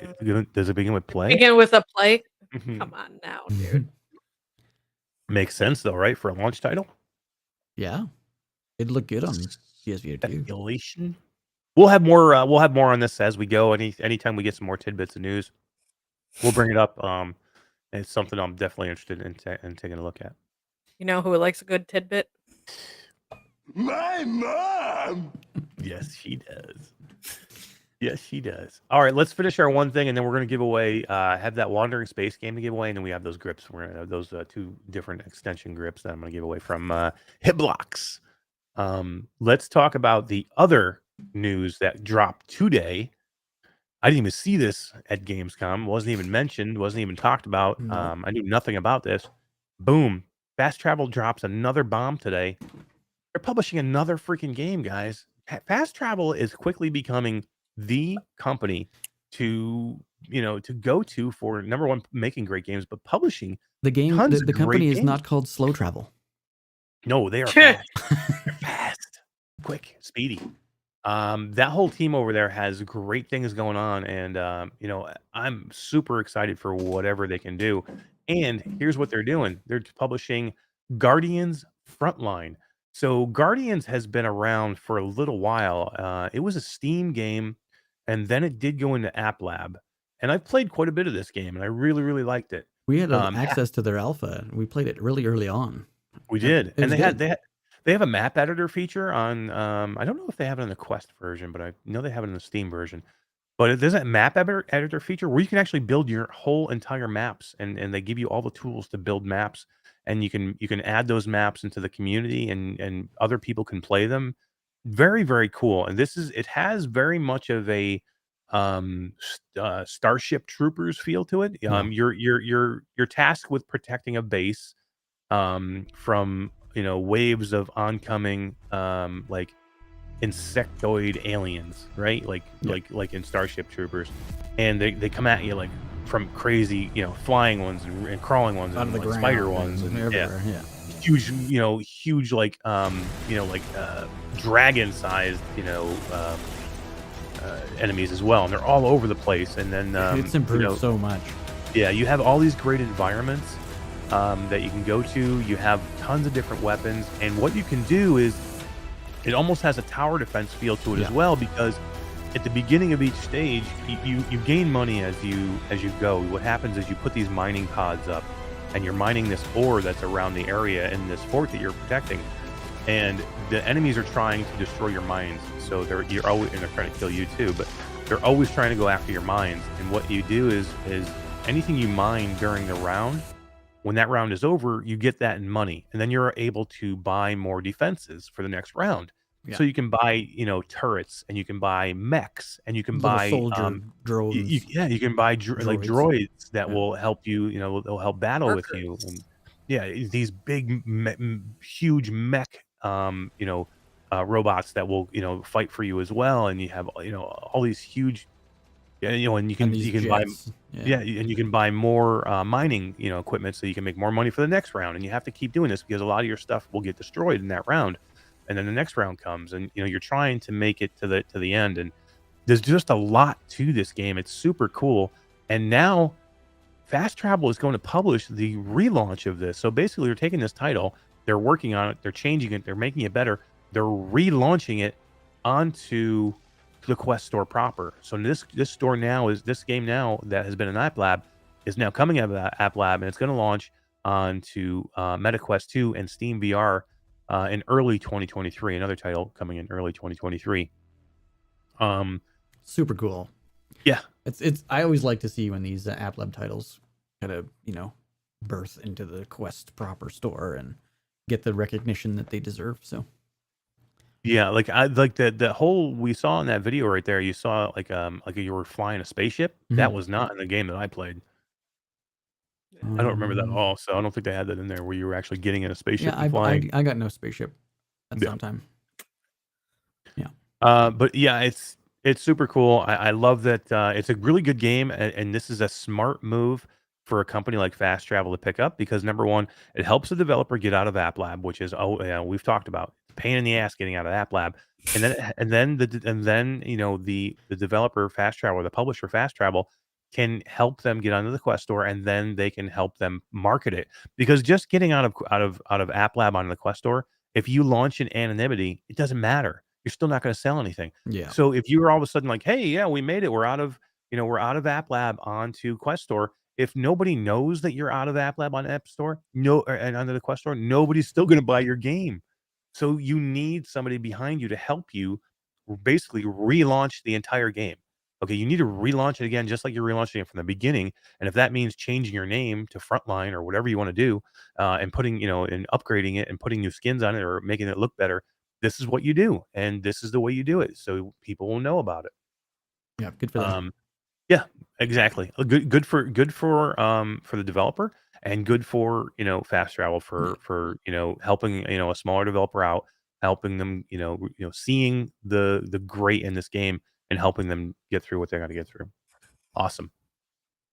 Okay, that is all I've got for news this week. Sorry that was so long, guys. There was so much. It was just so much, man. I wanted to cover. There was a lot to talk about today. Yeah, it's a long show, but I think it was worth it. We had 48, 55, I think was the max we topped out at. We've had a lot of people here today, and most of you stuck around for the whole show, so that's good. Yeah. Let's give away 3 more things real quick, and then we'll close it up and we'll get the heck out of here, everybody. Go enjoy the rest of your Thursday night. Let's give away the Wandering in Space game. I'm going to drop that video this weekend. Wandering Space. It's a PC. It's a Steam game, so it's only Steam, guys. Sorry. So if you don't have Steam, you can't use it. Sorry. Sorry about that. Kind of loud in my ears. Yeah, it's loud. Then we're going to give these away next.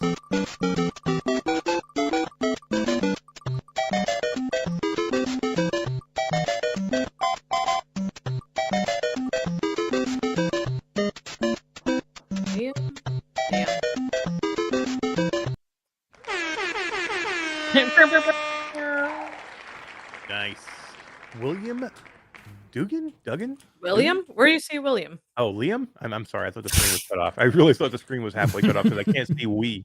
We is like cut off for me for some reason. It is a little bit. Yeah, I see that. Liam Duggan. Congratulations on Wandering in Space. I hope you have Steam VR. I hope you have PC VR to play it. But it's a really good game, and I can't wait to show everybody. D, I got scared a couple times. You? I'm not gonna lie. Oh, D's never playing this game. Oh yeah, no, it's really good. You're gonna love it. No. If you got scared, D's gonna have a coronary, and Oh, then yeah. D's no longer gonna be able to play VR or any flat game. 2 games I played recently got me to scream. I had a little scream like a little girl. Not that there's anything wrong with screaming like a little girl. I keep saying that, and I gotta stop doing that. Not that there's anything wrong with screaming like a little girl or a little boy or however you want to scream. All right, Or just a big baby. How about that? I always do that. I have to stop. My daughter's like, "Dad, what are you doing?" I gotta stop doing that. But yeah, I did scream. Like like a little person. Like a little person. I did scream. All right, let's give these grips away before I insult everybody here. Yeah. These are pretty cool. Hibloks grips. This is the first one we'll give away right here. These are super cool, man. I like these a lot. Hibloks are doing some good stuff, man. I really like their stuff. Another company like Bobo, when I find a company that I think is really, really good, I'll try and support them as best I can. And they try and support us. Give away cool stuff.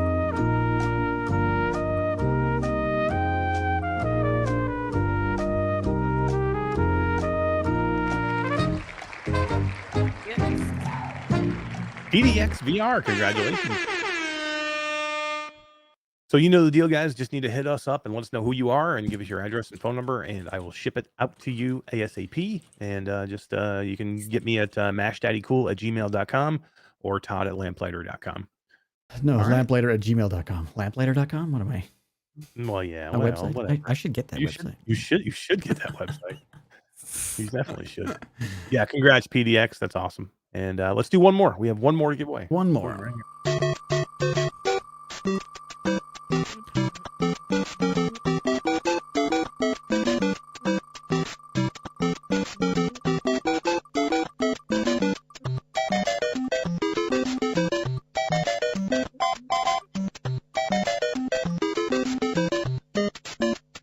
Troy? Oh, Michelle. So close. It shall be. That's amazing. Congratulations, Michelle B. You got yourself a very cool grip extensions from Hibloks. Do all kinds of stuff with them. Except play Beat Saber. You can't play. No, you can, but I don't recommend that you do. Kayak Ever VR, play Beat Beat Saber. You could probably even play Walkabout and stuff like that with them. They look like good all around extension. Blade and Sorcery, or something like that. Something like that. That'd be cool. Yeah. Congratulations. That was awesome. I'm glad that we were able to give these things away. Yeah, super cool. Well, guys, what do you think? That's pretty much it for our show. I'm glad we had a good chance to go through a lot of this stuff. There was a lot of cool stuff that happened this week. I'm glad we have new hardware. It may not be exactly what we have, but I'm glad we have new hardware. I'm glad we have some killer games coming. I like seeing these little surprises, like Stellaris and Guardians Frontline, and we are getting into the crazy season for VR that we get every year. So things are about to get insane when we get into like September, late September, October, November, and into December, the holiday season. It's going to be crazy. We have some big titles coming. There's going to be a lot of games to play. There's going to be more headsets. Um, you know, this is a good time to be involved with VR, and I hope that you guys come here to get your VR news or get a piece of VR or get a rant or get whatever you want to come here for. Whatever you want Just to come come to here. say You want hi to D. yeah. If you want to come and just, be here for the giveaways, come for the giveaways. If you want to come and hang out with the amazing people that are here in chat to help build our community, to help be part of this amazing thing that we have going here, come and do that. If you want to be here for the rants, come for the rants. I'm sure I'll have some shit to talk about somebody at some point. Maybe we'll get somebody else to do a rant one of these times. Maybe we get D to like really flip out on somebody. Maybe once I get, head first into this freaking PCVR stuff, I'm sure I'll have something to say. Yeah, I'm sure you will too. Yeah. Lots of stuff. It'd be Either way, fun. maybe you come here for Todd because he's amazing and he's Canadian and look at him. Look how cool he is. We look forward to the high diddly ho diddly. Yeah, who doesn't? Diddly ho diddly. But yeah, it was a long show. We'll let everybody get out of here. We will say thank you very much. And I just want to say quickly, you guys know the things. If you are not subscribed and this is your first time here, please think about subscribing to the channel. We would greatly appreciate it. We are growing like crazy. If you do subscribe, make sure you hit the notification bell because if you don't hit the bell, you don't know when we go live and you don't know when we drop new content. If you want to do a little bit more, if you'd like to support us, help us grow this channel, help us do these better things like you see we're doing now, we would really appreciate it. Become part of our patronage, and you can come hang out with us every Monday and do our Patreon prep show where we set this entire thing up. Everything you're seeing here tonight, the Patreons were a part of. They were here for it. They got a chance to see us build it from scratch, test it out. It was a lot of fun. Maybe it was a little boring, but it was a lot of fun. It was a lot It of had to fun. be done, yeah. But you never know who's going to stop in because you get like somebody like Skiba, who actually is Skiba from Between Realities, is a patron, and he came in and he decided to stay for a long time helping us out. Yeah. And we get cool people that stop in all the time. So think about being a patron, coming in and hanging out with us. We would appreciate having you there, and every little bit helps us out to continue to do amazing things in this channel and do these amazing giveaways that we like to do. All right, that is going to be it for me. For my good friend Todd, who is right there, and my good friend D, who is right down there. I love the new branding. See you later, everybody. Good night, guys. Bye. Saturday night live stream.